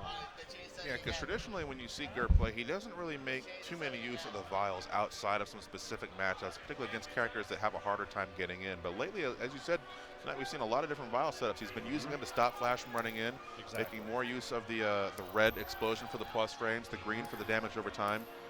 But and the blue, like he let the blue down, and then he decided to go into trait, get that quick overhead low, like hard to block real quick, and come out of trait, which I've never seen him do before. He's usually not very offensive with that science, and that's pretty cool to see so far. Yeah. So Gurr looks like he looks a little bit of anxiety, trying to keep his breath, trying to calm down a little bit. Tweety looking very stoic, no real expression on his face. Tweety hasn't had an expression on his face all weekend. Like No. I haven't really seen him. Like I saw him lose in MKX. And then, like, the next time I saw him on stream, he's looked like this the entire weekend. Yeah, keeping very casual. I'm trying to relax a little bit. Gur, always a smile on his face. Always look. Yeah. Gur is look, man. Y'all ain't never been to an event. Go and see Gur first. Like he's probably the best person you can get. Last year, I strictly picked Raiden in Injustice 2 because of Gur's recommendation. Yeah. I came up to him and I said, look, man, I don't know what to do against Grodd because I went against Okies. And he was like either a late reg or they switched the brackets around or something. I wasn't ready for it. So I was like, dude, all right, Gur, I'm going to trust you. Do I pick Raiden for the hype? And he was like, I don't know about it, but it definitely would be hype. And I was like, all right, I'm going to take that as a yes. And I did it. I lost, but I did. Was it hype? It was hype. For one round, for one health bar, it was hype. And then everything just kind of, it was a train wreck from there on out. But you know what? Raiden has technically been picked in the tournament setting. Yeah, absolutely. At least. So, I mean, there are a few out there. I mean, yourself, you have a little bit of Raiden. ADM, Chopperazzi, Yeah, Raiden. Chopperazzi loves Raiden. He loves that down one shocker. Patient Impulse. That's another one. B-Kith. Like, there's a few. They're kind of scattered. Yeah. Smaller clan of Raiden players. But, I mean, why would you pick Raiden when you can pick, I don't know, like Firestorm? If you're Chopperazzi, like, definitely going to pick Firestorm. Hey, man, my man Chopperazzi is a man of the people, though. You're right. Yeah. He's really started to come up, and he was fairly new in MKX, like, and later in MKX's life. He's really caught on and made a brand for himself. So shout outs to him, man. Yeah. Chopperazzi XO, if I'm not mistaken, is his channel. Now, Starfire, Adam, Tweety, Gur. So I think they messed with the. Starfire. I think they messed with the PS4 again. Yep. Well, Yeah. Should we got some stuff with the tell them to PS4. stop, or? I mean, like, I'll let it rock. I mean, I don't want to kill their momentum. Yeah. Yeah. All right. I mean, I'll change it after this, but yeah, like, it was, watch that. That's not me, guys. Not me. Yeah. This was not us. It was the competitors possibly switching the HDR setting on again. A little bit of a button check. We're going to go ahead and let this one rock. Whoa. Rocking the new shaders. It's the Button check. weirdest button check I've ever seen. Hey, man, Gur has to make sure his interactable button is locked and loaded. You're This right. man, He dashed the entire stage just to get that interactable. All right, in Atlantis.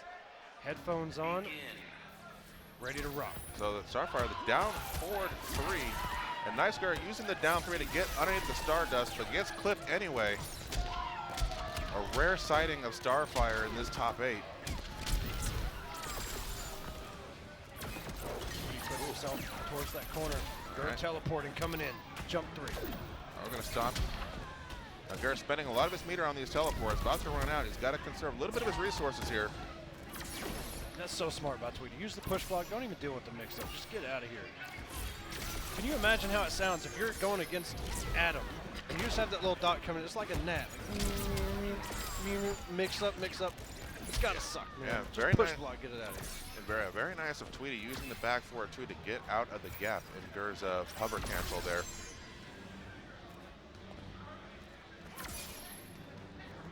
Patience by Stop. Gur. But Tweety's baiting teleport and stuffs him right out of the trait with the Tamaranian charge. Yo, how did that even work? I don't know, because it's I don't even know. Tamaranian charge. I can't believe it actually hit him. Like, I'm so surprised. I've never seen that. All right, so Gur going to catch Tweety in the bubble. Going to put this man into the corner.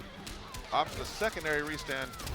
Takes the health bar and keeps Tweety down, locked and loaded in the corner. But he does have 1 bar. He has access to trait. And Gur jumping over the interactable. Good stuff from him. Gur trying to get him with that ray gun. Chip damage adding up. Tweety not scared right now. Trying to press the offense. Back dashes. Gur playing very patient right now. Does not want to overcommit to anything. Nice. I like that. Using the hover to get over the beam. And you can tell, like, he's just waiting for any movement from Tweety while he's floating like that to throw out that teleport and just get a whiff punish. Yeah, good on Gur blowing up the gap in the down 1 Stardust. Not letting that rock. And Tweety tries to back 2. Oh, Full boy. punish. Coming off it down 2, though. It's going to be heavily scaled. Science is up. Nice. I like the idea they're using the plus rims. Unflashable. Oh. Tweety's going to clash. Has access to a bar. Gur could keep his resources, or he's going to spend it.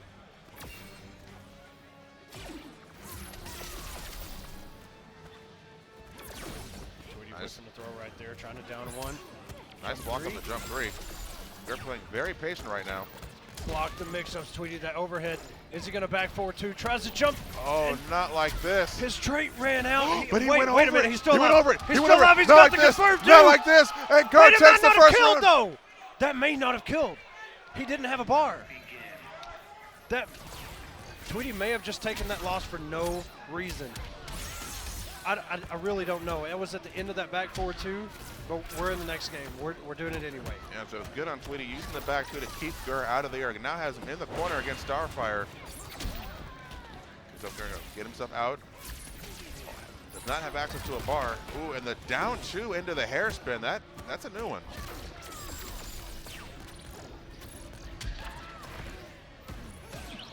Expecting the wake up was Gur. We're just taking full. Yo, dash up, down two? What a god. Man, the stuff we've seen tonight, like between Green Lantern lifts and like dash up, down two, and back forward two, getting Adam out of trait, I'm still in shock, to be honest.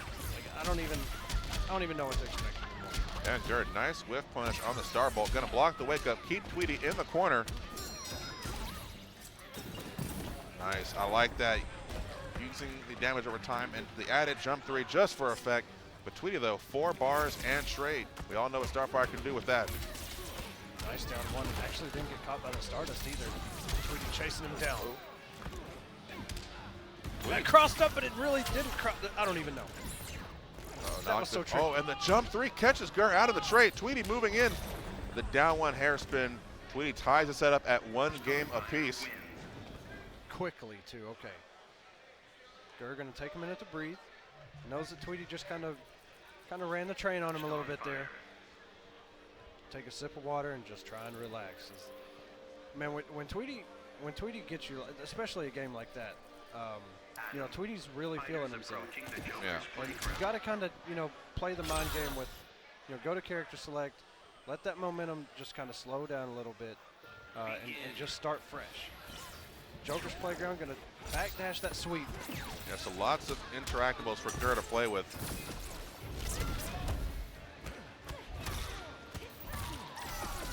I like that so far, Gur. Oh, and he catches him dashing in. Good on Gur. Going to push Tweety towards the corner. The Tweety's trying to beat this man to the interactable. Gur not having it. Tweety using that jump three. So good by Starfire. Covers such huge radial space to just get Adam off of that trade. That's and the first use of the 4-2 command grab mix-up we've seen from Tweety in this set. Good trade for Tweety and gets the hair whip. Nice. Looks like Tweety was trying to use the Tamaranian charge again to get Gur out of trade, but did not quite get there in time.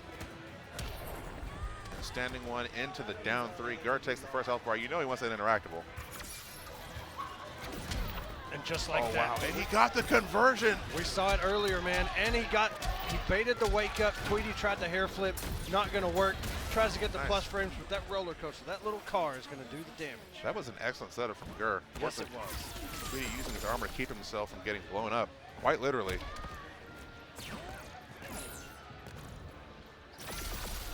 Jesus. Yeah, it wasn't much to get in the situation. He was already too far away. He would have spent most of his trade just trying to get in. But now Gur with a little bit of a meter advantage. So Tweety can't even clash if he gets hit. All right, got access to trade. Spends 1 bar in the bubble. Mix-ups coming in. Tweety still not dealing with it.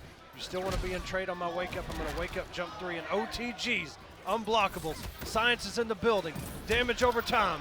Tweety finds his way out of it, though. Tweety is a clutch. Oh, my God, no whip punish. Not like this. And he's Not actually like going to kill him. And he was just 1 step out from the poison bubble. If he had gone 1 step closer, man, Gur would now be up 2-1, but now it is Tweety. All right. Tweety is such a clutch master, man. If there's one thing that he's proven in this game, it's that right there. It looks like he is very well prepped for the Adam matchup. You see him using the jump back three to blow up the trade, trying to get in. But Gur starting with a nice down one. Right, plus frames. Gets the stomp again. Teleports out of range of that back forward two, and he's going to get the trade. Oh. Conversion, not quite. Yo, but the trade avoids the hair whip, Ragnarok, and we're going to the corner. Yeah, got quick overhead. Nice jump 3, hover into teleport. This man has all the new tricks. All right, ooh, nice use of the down 3. Going right under. Adam's down 3, of course, everyone's favorite button. Down 3s, and that sweep is actually a really good button. Like, even though he does get hit by the Stardust, it knocks Starfire down. She can't capitalize and get a full punish like she can on most characters. Absolutely. Looks like Gur's working on chip damage right now. Tweety backdashing a little bit. Gur going to spend the trait, get the first health bar. He's going to build a little bit of straight back up during this half sequence.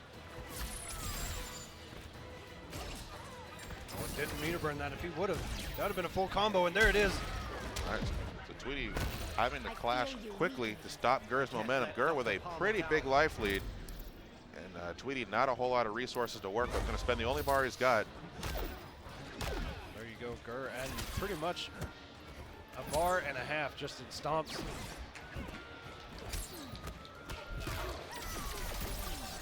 It gets pushed out. Gur being very patient now. Does not want to overcommit to anything.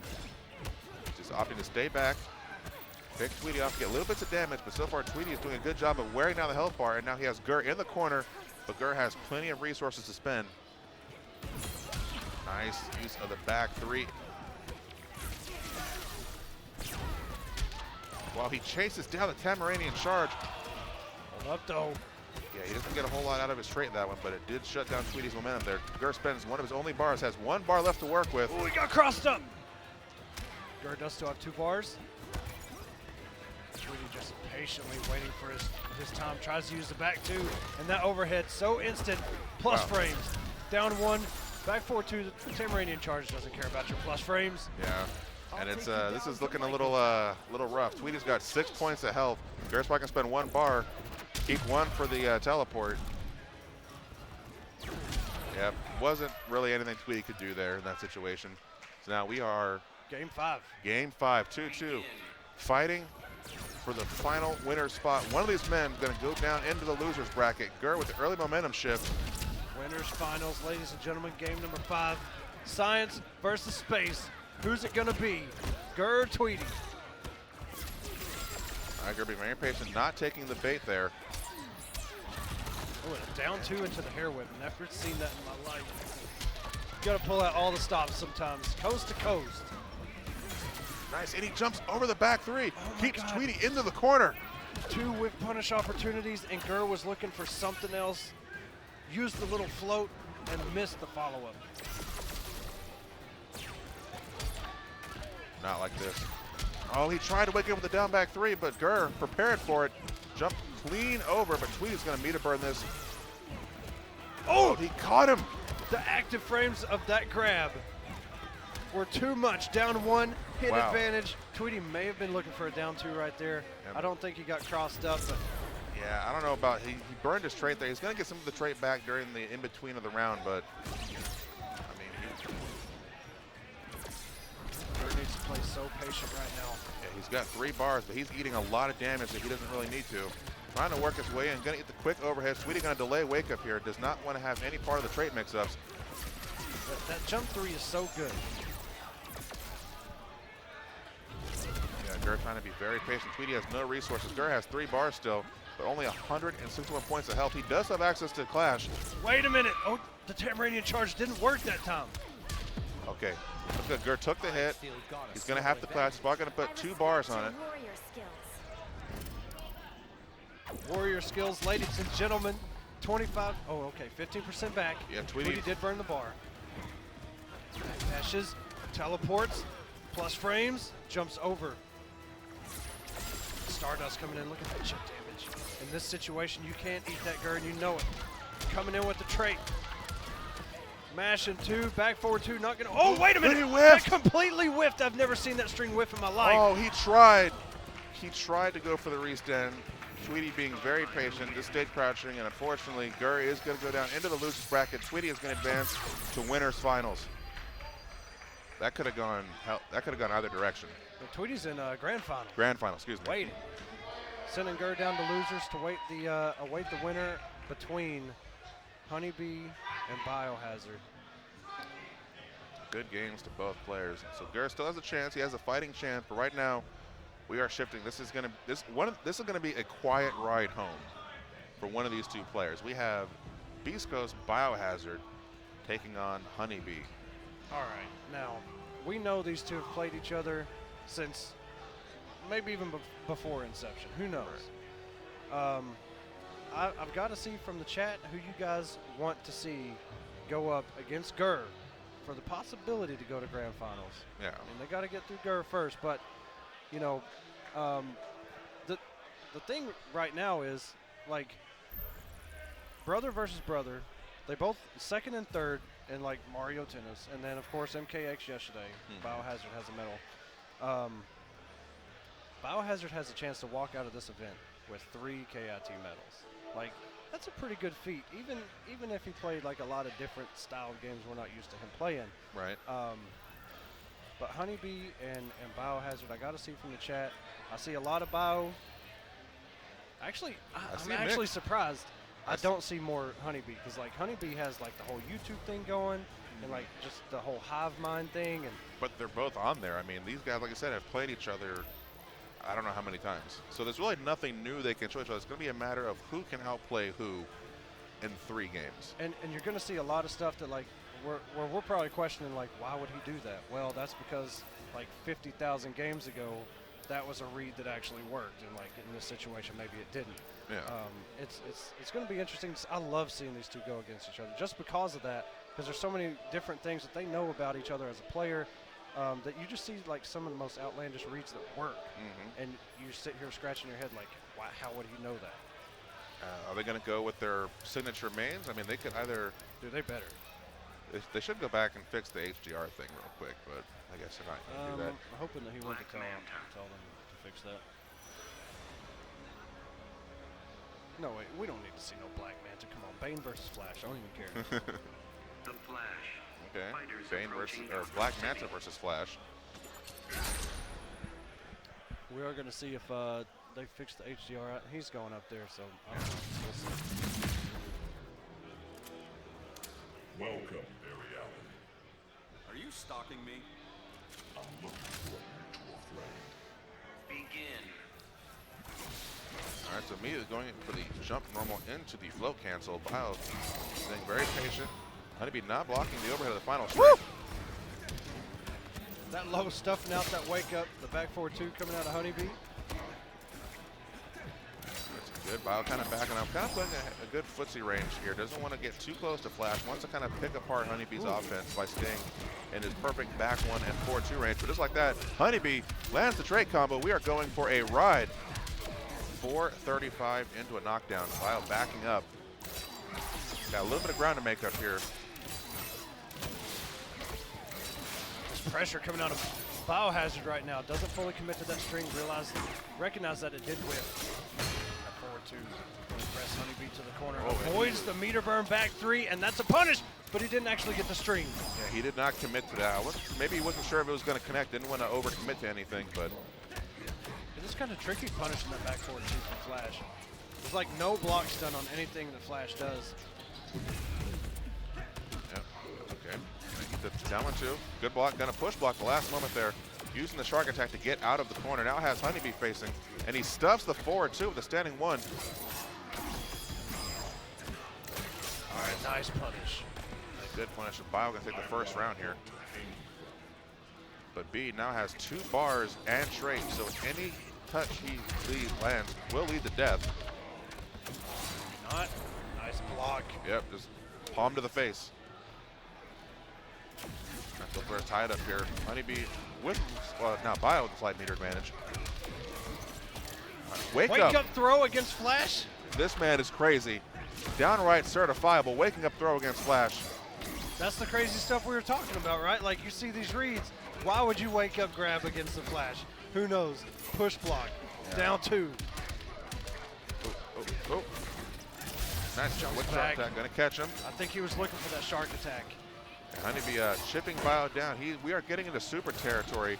If he's gonna spend the bar on the shadow kick. This won't be catching release. Catch me if you can. All right, both players putting 3 bars on it. Bio with a slight resource advantage. Woo! Uses the back 1 string to interrupt that running man stance. Honeybee trying to come in. gets caught by that overhead. Fully commits, chip damage. And he activates straight post Manta. He blocked the mix and push blocked immediately. Biohazard with the smart stuff. That's a punish. That's a punish. And Wade has Whoa! to wake up. He tried to wake up throw again, but Honeybee stuffing it. The back two string gonna take a first game lead over Biohazard. I don't like your methods. See, that's just what I'm talking about. I love that they're letting the intros rock.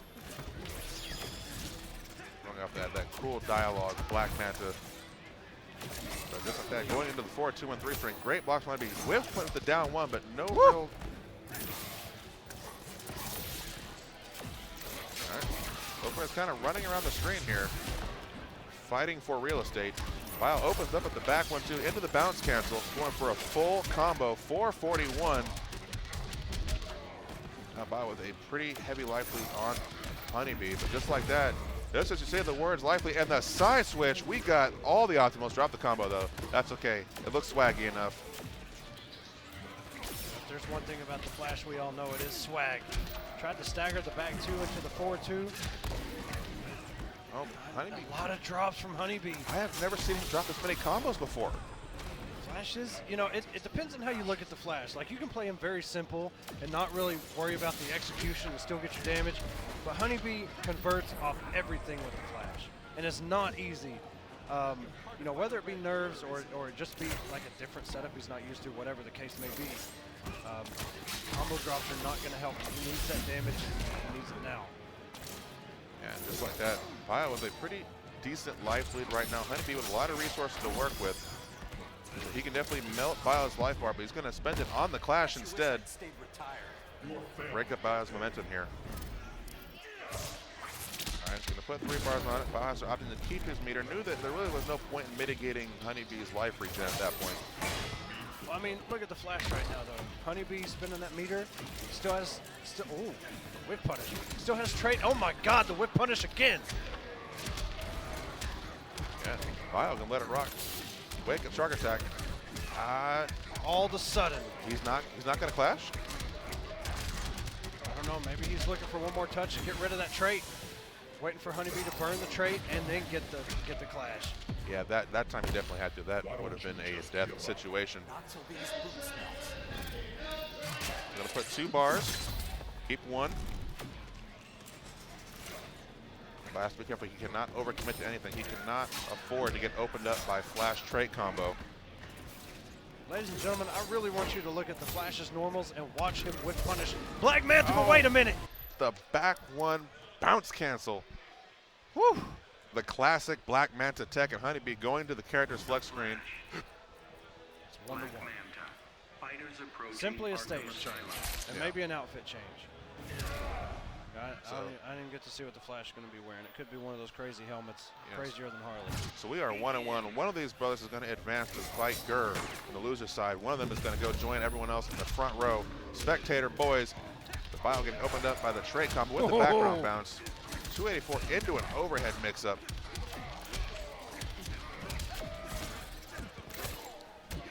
Honeybee jumping back on Wake Up, or on Oki, just looking for one of those wake-ups from Black Manta, whether it be Shark Attack or something else. It covers a lot of air and a lot of options. So Honeybee with a huge life lead. Bio's going to have to spend the meter, cut off his momentum, but he has got a lot of ground to make up here. Biohazard playing a little bit risky for some reason. Yeah, little Hammond, just like that, dashes right into that one too. Oh, we're swagging. Hold up. Oh, what Go. was that? What was What that? the? All right, we haven't seen everything. Oh, just a walk up 4-3 from Biohazard. The ballsy stuff. Got Honeybee in the corner. Gonna try to chip him out little by little. Honeybee just about to have access. He's gonna have access to trait here. Push it to the corner. Biohazard has almost 4 bars, and there it is. Burns 1. Damage may have been done here. Ragnarok. Yep, this is looking pretty bad for Bio. He is stuck in the corner. He's got nowhere to go. All the meat in the world is not gonna help you. Jumps. Honeybee with a down 2. Caught this man. That was a rough one for Biohazard. So rough that, yeah, he's going to have to go to character select. Maybe he stays on Manta, but, dude, I say just pick Bane and get it over with. There we go. Yeah, we're going the classic matchup. The Bane Train and the Flash Mix Machine. Yo, guys, so we know what's up with the video. So the players changed it. After this, I'm going to personally restart the console and handle it myself. Apologies, guys. But, yeah. Streaming love. Usually enough on fast. Hey, man. It is all good. Yeah, I know. We still see the match. But, you know, I want it to be perfect. No, I got you. Hey, respect it. All right, gonna drop the elbow on him. Ooh. Now, now this is like you said, Echo. This is gonna be one of those matchups where they both know each other's tendencies, so they're gonna have to pull out some wild and crazy stuff. But right now, Biohazard with a pretty big life lead. But again, life leads on Flash can disappear real quick if he lands the right hit. Life leads for either one of these characters will change. Yeah, just he wakes up right before two. Ooh. Oh no. Yo, just wake up down two. Wake up down two. That's how we feel, fam. You know what? Sometimes we just believe we can fly and we just down two. All right, the elbow chasing down the back dash. Bio burning most of his debuff during the slight pause between rounds, but now has 4 bars to work with. You know what this means. 1. What's the read? 2. Is he gonna do it? Oh my God! 3. 3 Ragnarok. 3 in a row. Okay, he knew to jump that one. All right, okay, little cheeky, boys. I was gonna say, man, there's 8 bars of meter on the screen during all those power bombs. Like something's got to give. All right, down 2 and caught full him. conversion. Oh, he caught him again with the air throw. Bio caught him again. God. Yo, Biohazard, calm down, sir. This is your brother, for Christ's sakes. Trip guard. Oh, RKO. He And caught him. it. Yo, just he toss caught him. That's your own brother, sir. Off the interactable, he caught him with the air grab. Bio, please. Yo, he tossed him from one room to the other. Yo, go to timeout. Yo. Starfire. Yo, the scumbag pick. That's just evil. But we are 2-2. One of these brothers is going to go home. One of these brothers is going to move ahead and fight Gur. Who's it going to be? The Bane Train, or everyone's favorite Tamaranian princess. We got Honeybee with the opening forward 2 grab. Bane going to run right through. We care nothing about those, sir. We are the Bane Train, and already 576 taken off of the first health bar. Yo, I really don't know. Like, I feel like the classic, you know, Game 5, like it's brother versus brother, Canada versus Canada, Flash, Godlord versus the Bane Train. Like, I feel like that's what this deserved, but we get Starfire Ragnarok, and we get the Tamaranian charges and the Star. Hey, man, we are fighting for medals and money. We You're care right. nothing about honor in these streets. Come on. And just like that, Bio's big life lead has been eradicated as he meter burn rolls second time, gets punished by Honeybee. That was actually a really impressive comeback. That was. Because that started out really bad. Bio burning up his venom. Gonna go into debuff here. All right, ooh. Just like that. Uh-oh, just like that. Burns 1 bar. Blocks the back 3, but gets whiff punished.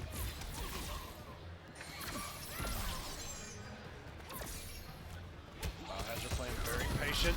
Nice coming. Oh, that was so smart. I like the idea there. Using the armor of the venom to try to burn through the gap, but Honeybee recognizing that. Tombstone pile driver. So smart by Honeybee. He knew that charge was coming, that the Biohazard was going to come and try and chip out no matter what. Yeah, so Biohazard going to spend one of his only bars to try to get out of the corner. This is looking pretty rough. Honeybee got 2 bars to work with and trade. Bio, this is You got to be so careful, and smart stuff by Honeybee. Puts the orb out. Will be going on to face Gur. Yeah, so we are going to get that run back. Nice brotherly handshake. You like to see it. Respectable. I think we all would have done the same thing. I don't know if I would have picked Starfire on my brother like that. I would have. I can safely say I've done worse. I picked Tremor against an Ermac player that I knew. I said, I'm sorry, fam, but it is what it is. You know what, man? That's pretty scummy. But you know, Honeybee has. It's not like Starfire isn't in his roster of characters. Honeybee, just like pretty much every other top player out there, has really moved on from playing strictly Flash. You know, picking up Starfire. He picked up Dr. Fate at one point. You know, a couple other characters that At one time or two may have been top tier, not top tier, whatever, speculation. But and the same with Biohazard. He's picked up Manta, he's picked up Starfire, he's used Deadshot in the past, so they definitely know what's up. Just unfortunate that Biohazard was losing the counter pick war. Yeah. So that goes to show you that first game in a 1st to 3 can be very crucial because whoever gets it is going to have that advantage in where they can pick characters. But right now it looks like Art is up there restarting the consoles. That way they can turn that HDR thing off. We can get the proper colors, give you guys the top 8 grand finals that you all came to see. Yeah, something going on with like where like the players are going in and changing the brightness or something, and then the HDR is getting changed. So I think what's going on is like the players are dealing with a darker screen than we're seeing on the stream. So it looks bright to us, but it's mega dark for them. So we'll get it figured out, and you guys just keep us company, man. Who you guys see winning this thing between Honeybee and Gur? Who deserves it? Who's going to get it to go against Tweety in grand finals? Man, this is interesting here. The problem with this matchup is we know who Gur is going to pick, but I really don't see a flash pick coming out of Honeybee in this one. I mean, he tried it earlier, but Gur 3-0'd Honeybee, and no disrespect to Honeybee, great player, but it was very convincing. It was. I'd say. So he's got a second chance at life now. He is in the lose side. One of these players is going to go home, while the other is going to go on to face Tweety in our finals. But now in this game, actually before this game came out, Tweety and Honeybee had a lot of beef going back and forth. Speculation between who was better in MKX, who would be better in Injustice 1, and who's going to be better in Injustice 2. And these two have met up in the past, whether it be online or offline. They've met up, and they've really been pretty even, like between who wins the sets. But it's always hype because there's so much story behind these two, and the beef. You call it beef? I don't know. Just a little bit of beef between these two. Probably not anymore, but still, when these two meet up, like it's between Tweety and Honeybee. If that were to happen, you know, on the other side though, you get Gur trying to get his run back against Tweety. Right. So Gur really wants to run back. It was heartbreaking for him to take that loss. And Gur, he said he wants that trophy. He wants it so bad. But then again, so does Tweety, so does Honeybee, so did Biohazard, so does everybody in this top 8. So it's really going to come down to who's going to win it the most. By the way, if y'all don't know what that trophy is, it's actually Darkseid's head, and it looks super sick. I wish they're like on the other side of this stage. I wish we could go and get it and just kind of show it off a little bit. But the trophies that are handmade for KIT are like they're so sick. Like I saw Cell. Of course, MKX, it's always been Scorpion, if I'm not mistaken. There was a Bowser one earlier. I don't know if that was a Smash Bowser? Ultimate one. Yeah. Dude, I didn't see that one. Okay. Should have been Bowsette. Just a Jesus troll. Christ. Just a troll. Don't get just that a started, troll. Ragnarok. Like, we had our fun with that. We can cut that now. But yeah, it's the way they run this event here is just it's awesome. Hopefully they get the colors, whatever it is. There they go, messing with the brightness. So they get 50. I don't know. But problem is we don't know what they're seeing out there. We know what we're seeing here, and it's just fine. Yeah. As long as they turn that HDR thing off, because it still shows kind of like an off hue. Was that in an update or something? I never messed with this HDR 10 thing. I didn't either. I don't know what it came from, but I never even know that was a thing until this weekend. Yeah, I didn't even know it was a thing until like right now. I don't even know what it is. I assume it has something to do with maybe 4K or whatever. Yeah. What's up, Maj and Brian? I see you in the chat, sir. Shout outs to all the Adam players out there. Oh, good. AGL Legend, Maj and Brian, Basics I think has an Adam. Yeah, Basics does. I used to know Basics as a Brainiac, like pretty much the Brainiac if you took Scar out of the equation. Yeah. But yeah, Basics made the change to Adam, it seems, and Starfire. I don't know. Basics is really close to Tweety and Tweety's training partner. And by the way, Basics, if you're just jumping in here, Tweety is sitting in grand finals right now, waiting for the winner between Honeybee and Gur. We're about to get into it here shortly. Yo, is it Cyclops or Flash? What's going on? Looks like Jordy LaForge. And an alternate universe version of Jordy LaForge. Yo, let's just do the big D skin and get it over with. I think it's fixed. Looks good. Looks like fine over here. The colors look right. Yeah. Yeah, we look good. No, don't change. Okay, I was scared. I was like, I'll do the video options. Yo. Guess send our back out there with a stick or something. Send me back out there. Oh no. Okay, we're good. No, what they do. What they do? Yo, we went to tournament settings, and the whole stream was Up, crashed. and there it All right, goes. here we go. And boom goes the dynamite. Damn, son. Art, run out there real quick. Yo, but that. Oh my God. Art, please. You're the hero we need and deserve. Yeah, that's kind of nuts. Tournament settings just messed everything up in the Yeah. tournament. All right. Tournament Hold on, settings hold is on. actually broke. Paulo, please nerf tournament settings because that just threw everything off. Everything was fixed. This is the glitch that never ends. It goes on and on, my friends. Some people started. No, I can't say that. Yeah, I was gonna say, yo, how long is this thing gonna go? This might actually be sick. I've actually never seen tournament settings turn like all this. Yo, every time they go to an option, it changes. All right,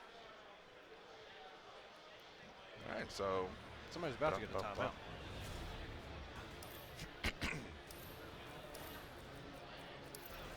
So shout out to everyone coming over for KIT 2019, one of my favorite tournaments every year in Franklin, Tennessee. Yeah. Very easy to get here. You know, it's just about a 15-minute Uber from the Greyhound. I don't know how far it is from the airport. I never fly here. About the same. 15 Yeah. minutes. Yeah, it's not that far. So definitely mark it on your calendar every year. Come out to this event. Fighters approaching It gets slaughter better zone. every single All year. right, so did it fix? I think Yeah. it did. So it's weird. It's like tournament settings changes, puts the HDR setting. I think. I guess. That's Yeah. the first I've ever seen that do that. Right when he clicked tournament settings, it just changed everything. Mhm. Commit to being a hero.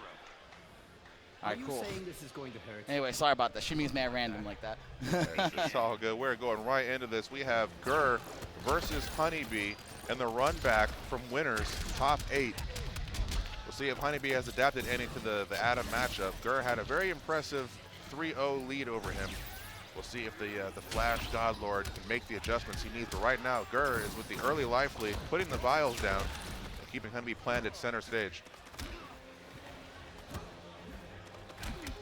They're already being so annoying with those random, dare I say random down 1 and down 3s, but they work and they add up so much. Oh, tried to teleport the last second. Honeybee able to beat it out. One more mix. Down 3 goes right under the jump in. Yeah, so nice. Gonna stomp up close and personal. Got the trait going. Gonna carry Honeybee back to the other side of the screen. And he answers with a wake-up punish. The dash was Oh! drops the combo. Unlike the Not like Flash this. Godlord to drop so many combos tonight. And the down one into, I'm not sure what that move is called, but he nails the first round. Tasmanian Devil. The Tasmanian Devil. I don't know. All right, so they're going to carry him back towards the corner. Got the vial down. Lost, but then, 16 points of health. It was bound to happen. Two interactables. All right, we're swinging side to side. Okay, nice use of the jump back 3. Going to use the vial for a little bit of plus frames. Activates trait and going to carry Honeybee very slowly, climbing the stairs, as it were. I think he may have been baiting that air tech that entire time. That was looking very Marvel-esque, was that combo. All right, now, did he get him? Did he get him? That's a He trip did. guard. He caught him. Yo, supers in the first game. Let's go. Big things come in small packages, and there you go. I saw those button presses, too. He was going for amplified damage. Who won that, guys? That was Gur. Begin. Gur up 1-0 on the Oh, fly. Yo, wow, and Honeybee snatches him right out the air. Got to put Gur into the corner. not going to have the bar to capitalize there, but the trade is active. He can now cancel those kicks, but a push block coming out of Gur. Burn the bar, get the damage. Here we go. Honeybee dropping the combo. There was no air tech to be baited. She's going to put Gur towards corner. Nice down 1. Didn't really get much off of it. And that's going to be Honeybee's round. Dominant life lead. All right, nice. Jump 3 teleport. I respect it. Got himself out of that corner situation where you do not want to be against the Flash, much less Honeybee himself. Yeah, so looks like Gur once again trying to bait the air tech. Honeybee not taking the bait. Going to just take the hits. Down 1, 2, 3. Gur not respecting that final hit, which rarely comes and is punishable if you block all 3 hits. Yep. Down 2. Nice use of the down 2 there. Honeybee going to put Gur down. Gur not going to clash. Going to take the mix-up. And again, trying to challenge Flash. Whoa! Down 2. Let's get small. Better do it quick. I love to see that 4-3, back 3, and full conversion. Yeah, man, he just down 3'd him right out of the running man 2, I believe. So they're trying to bait him a little bit. No resource to work with outside of trait, but he's going to get the first health bar off Honeybee anyway. Has the damage been done? One opening from Honeybee, and that's a wrap. It doesn't even matter. I like the use of his down 3 to stop Honeybee from using the running man to get in. Very smart stuff. That trait. Tries it. And look at the trip guard with the down 1 into an immediate throw. Puts Honeybee in the corner. Yes. Yep, he's the down 3. Ooh. Oh, he gets caught by the bear trap. Back 3. Oh, Gur spending always been on the air attack and getting immediately opened up again by the overhead. And Honeybee ties his setup at 1 game apiece. Neither of these players right now have any expression. Yeah, full focus. They know what's at stake. To go against Tweety, sitting in grand finals. Yeah, Tweety's sitting comfortably on the loser's side. Either one of these players are going to have to beat him in 2 sets. A tall feat for anybody, let alone against somebody of Tweety's level. Not to beat Tweety once, which obviously Tweety's sitting in grand finals. Has not been beat in Injustice 2 today. Beat him twice. Beat him twice. That's going to be tough. But it's been done, and Tweety's done it to other players himself. So we'll see. Yep, Honeybee staggering the load into the overhead. Gur, nice trip guard with the down 3. But he gets opened up. The flash trade combo is going to be big damage into a setup. What's the mix? And just run in overhead. Oh no, and it drops the combo. Fortunately, no meter to work with. Now Gur has full trait, full stock and meter. Let's go. Oh, the back 3 broken. I think Honeybee realized he was going to break that armor and just jump in and just down 1. And nice on Gur, recognizing the hit and confirming into the trait for the full combo. Now has Honeybee in but he teleports himself in. Things are falling apart for Gur right now. Not like this. So Gur's going to spit clash. Break up the momentum a bit. Going to put 2 bars on it. Gur, you've got to keep composure right now. A very nice challenge. Not letting him running man stance in there for free. Yeah, he dashes right in the bubble, and Gur, just like that, switches momentum and now has Honeybee down on his 2nd health bar. Honeybee has 2 bars and trait. Any hit he lands will lead to a full trait combo. Nice anti-air coming out of Gur. Red Science. All right, good use of the stomp, keeping Honeybee at full screen. Got to be careful now. He's got 4 bars and trait. Back 3. Gur, hold up. He's made like an entire health bar and a half. Come back right now. No damage over time to Gur. What are you doing? Okay. Honeybee dies with all his meter. Yo, that almost got really scary. Like, why did he not do damage over time? That could have changed. That could have been all bad. That could have just been a super. Yeah. But now Gur up 2-1, ready to send Honeybee to the first row to spectate. And he stuffs him right out of the trait, using the down 1. He dashes once again into the bubble. Gur going for a full combo punish into the trait vial. Nice challenge by Honeybee. Gur trying to back up, getting caught by the overhead and comboed. Using his meter and air tech, but he gets opened up anyway by the mid. That's very unusual. Nice down 1 punish. The punish coming out of Gur right now. Rarely do we see Lightning Kick get punished. It's 2019. Let's punish this stuff. All right. Oh, he blocked but didn't get an appropriate punish. Oh, that's going to be all bad. That is the first health bar for Honeybee. As long as he doesn't drop the combo. Keeping it nice and simple.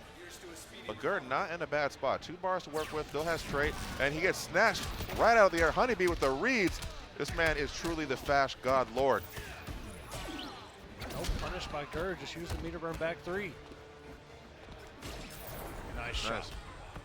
White Dwarf Mac, am I right? All right. But Gur trying to check Honeybee's dashing again, but Honeybee unfortunately ducking right underneath the blast. Good blocks by Honeybee. Tries to jump. Oh, and just narrowly missing the punish there. I'm not sure if Adam can even punish that on block. Depending on the range, I'm not even sure. I don't think he has a forward progressing move fast enough. I'm not sure. Blocks by Honeybee. Nice, using the quick overhead. Good forward 3. Getting down to the wire here. Could go to either player. Gur has super. He watch. He's got 4 bars. Y'all about to see something so magical right now. I promise you it's going to happen. He is going to do it. He's going to save all that meter on purpose. He does it intentionally. He gets caught. He's Gur's last chance. Watch. Here it comes. Guaranteed. The man of science. Well, oh, he got there him. it is. He caught him. He caught him. Back. No. Gur caught him. And that was so smart. He had the vial down. He sent the vial. Honeybee could not run forward. He teleported behind it, baited the poke right into super, and Gur advances 3-1 over Honeybee. He is going to meet Tweety in our finals of this top 8. Gur. Yo, real fast, guys. Let me run some. What's up? Okay, cool. I'm gonna run some ads real fast. Let me get through these ads before they get to the grand finals. What's up, guys? Hitbox Dustin here with a developer update on the Smashbox. The next production run has a ton of upgrades, including a BOF detachable cable, native PC game support. You can switch between multiple button layouts and customize each of them with our designer software. It'll also be coming with a brand new Smash Ultimate profile and button layout. Basically, it's a super controller. I'm loving it so far for Ultimate. You can find out more at hitboxarcade.com. Tweet us, email, or join our Discord. Lots of stuff going on. This is Hitbox Dustin. Hope you're all having fun with Smash Ultimate so far. I know I am.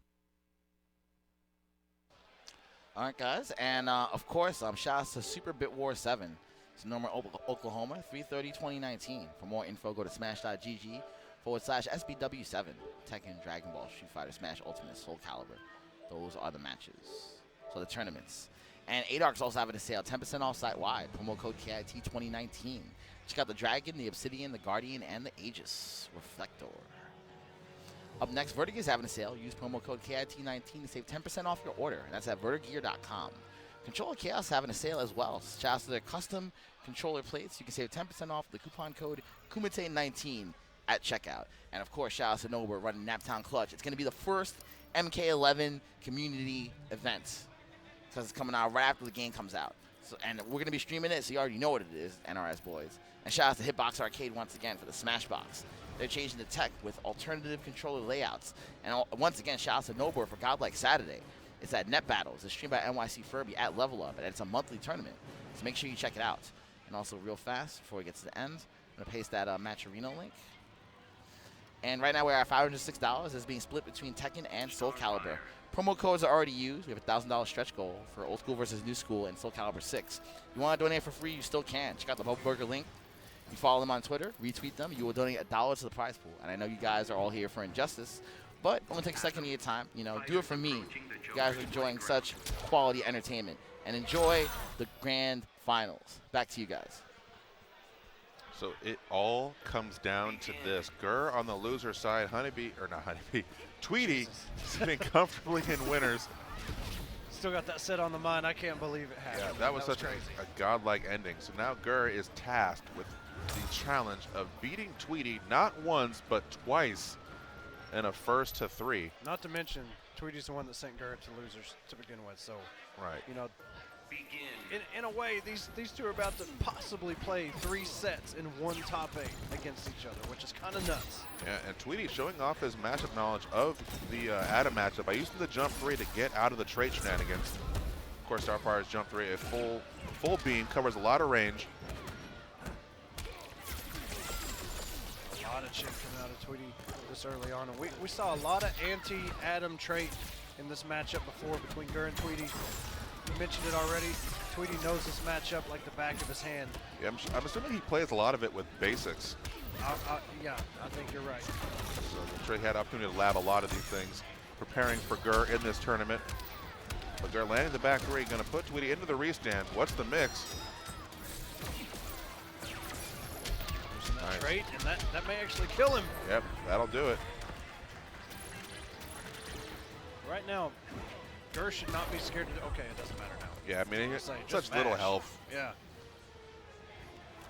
Smash and try and get your damage. Your red science is out. That does mean if Tweety jumps in that red, little red science puddle, whatever you want to call it, he cannot jump in. Yep, so going to bend on the Tamarian charge. Gur going to jump back, go into trait, and Tweety once again snipes him out with the jump 3. Woo! Why do you not That was yield? heard of David and Goliath? Crispy back three from Gurf. Tweety gonna get the early clash, get a little bit of his health back. Still sit comfortably with 2 bars, recovering trade. Crouches, and that's a good trade for Gur. Down 2. 4-2-1-2 into the blue setup. Nice, I like that. But Gur, of course, spending all of his resources on that setup. Tweety now with 4 bars. See, and now he can spend all of his meter to drain Gur's health. Couldn't take my heat. Right now in the first game, Yeah, if he's Tweety's gonna been at put, 3 bars, 30% damage dealt, and that could be, you know what, I'm not even going to say it, Tamaranian Charge is going to finish off that first game, and Tweety up 1 game. 2 more games to take the entirety KIT in the Injustice series. 2 games away. good word, Tweety is in winners, not losers. Gur's in losers. Yeah, And Tweety sent him there. Tweety sent Gur to losers.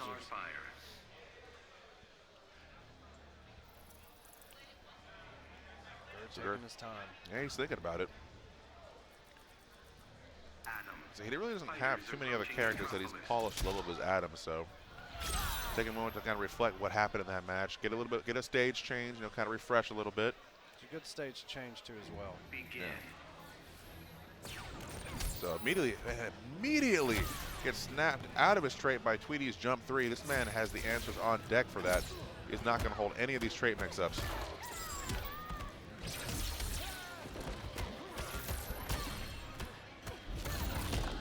That's really going to box Gur in the corner. The teleport whiffing. Down 1 Stardust. Burn on the trait. Which is rare to see that teleport whiff. 4-3, not able to take advantage and gets full punished because his trait ran out.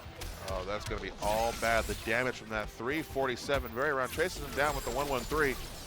And this is looking, It's not looking good for Gur right now. Tweety, full head of steam. Wait a minute, we got the corner carry from Gur. Using the science down 3. The science of low profiling, teleports, and Tweety with the answer. exactly the down 1 hairspin. And Tweety with a very comfortable life lead now. Keep Gur out, chip damage when he can. Gur, unfortunately, is blowing his trait full screen, but Tweety does not get a good punish for it. Chip. That's Starfire's middle name, man. Chip damage. Yeah, she'll definitely punish you for trying to be impatient. If you sit and be too patient, she'll definitely wear you out. Yes, she will. Stardust into trait beam. Big chip damage boys. Right now, Tweety is running away with this, boxing Gur into the corner. Baits the back 3. Gur has very little resources to spend, doesn't have access to trait yet. Tweety still sitting comfortably on his first health bar. And the push back from the beam, but Gur is going to carry Tweety into the corner. Not quite deaf. Nice backdash by Gur, reading that. It's a big world. Absolutely great. I'm here to save it. All right, like Gur backdashing, but right now it's looking like all Tweety. And the jump 3 again. Tweety having the answer, but Gur snatches him out of the down 1 Stardust. It works so well, that jump 3. Every time Gur wants to jump back and do the activate trait shenanigans, Tweety has the jump 3 ready. And it's, oh, he jumped, hold up! He's jumping all over these back 4-2s. Teasing Tweety saying, okay, go ahead and do it. Go ahead and do it. Yo, 0.74 health, can it be done? Yo, he's Can dancing. science prevail? Okay, that was pretty sick for a minute.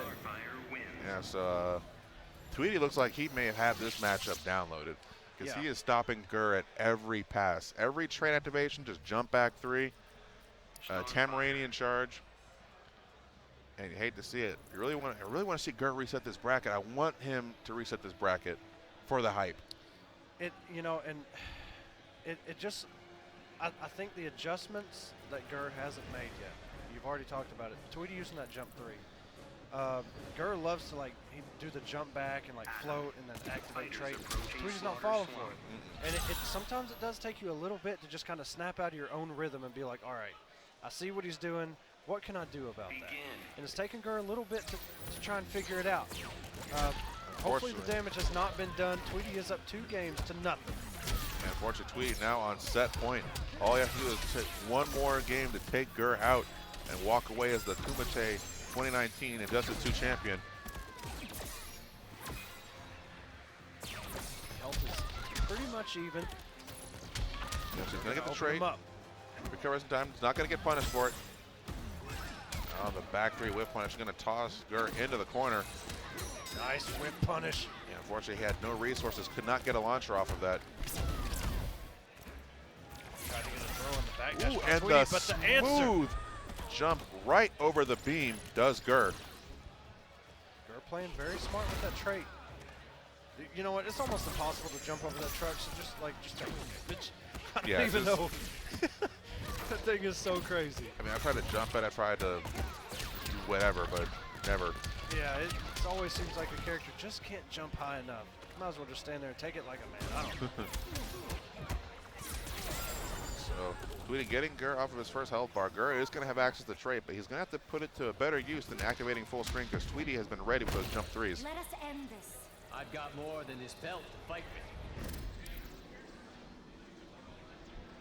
I think about both players burning all their resources, tying up the clash. You know, between these two characters, I don't know who wants that meter more. Yeah, unfortunately, Gur getting stuffed out of his trait by the interactable. Now stuck full screen against Starfire, but uses the teleport to get in. Oh! And it shoots her right in the face. It was a headshot between using that bar. Try thinking smaller. All right, Gur's pretty healthy. I'm not sure he's going to spend the meter. He might just want to. No, he's going to spend it. Never mind. Okay, the mix up with the grab. If Gur would have just crouched. But when you crouch, you get hit by the overhead, and that's what those kicks are. Absolutely. So, activated trait. Tripping Tweety up. Oh, the jump three again. This is Gur's last chance. It's all coming down Gur, to this. don't let this fall apart. No, you like did this, so Gur. much Not like work. this, Gur. Hold up. You backdash. Okay, you got 2 bars to And work the with, and Tamaranian he's just charge. gonna let it go. And the look on Gur's face tells a story. He may have had an idea. He may have had something there, but you got to give it up for him. Give it up for Tweety. Your Kumite 2019 Injustice 2 champion, Simplicity's Tweety, taking it, defeating Gur not just once, but twice. Twice. And Yeah. not only beating Gur, but pretty convincing. As you mentioned, Tweety had that matchup downloaded. He knew exactly what to do at any given point. Gur looked like he was maybe about to put himself on the board there and just let a couple things slip through his fingers. But congrats to Tweety. Yeah. Well deserved. You're going to get that Dark Side trophy.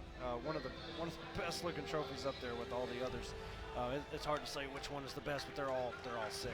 Yeah, Tweety's showing. I mean, Tweety, you cannot find anyone in the Injustice 2 scene who has played this game longer or more hours than Tweety. So all those hours, I'm sure, a lot of matchup grinding. Probably he had every element of the Adam matchup downloaded. He had an answer for everything, and Gur unfortunately couldn't adjust to Tweety's adjustments. Yeah, and that was really, you know, it looked like Gur was thinking about some things, but I did, like between, you know, character select, but it didn't look like he changed too much, except for that last game. It looked like he started to get a little bit ahead of steam, but just too little too late. You know, you make one mistake and then Tweety's all over you and you're getting chipped, and then you start to freak out. And in that situation, I don't remember how much health he had left, but that Tamaranian charge was coming. And you mentioned it, Gur looked like he was maybe thinking about what to do, and it just took too long. I mean, he may have been thinking about a teleport there. Maybe you could try to down 3 under the Tamaranian charge. I'm not sure. You know, down 3's got those funky low profiling properties, but unfortunately, Tweety will walk away with the Dark Side trophy. Gur taking a respectable second place. You know, we've got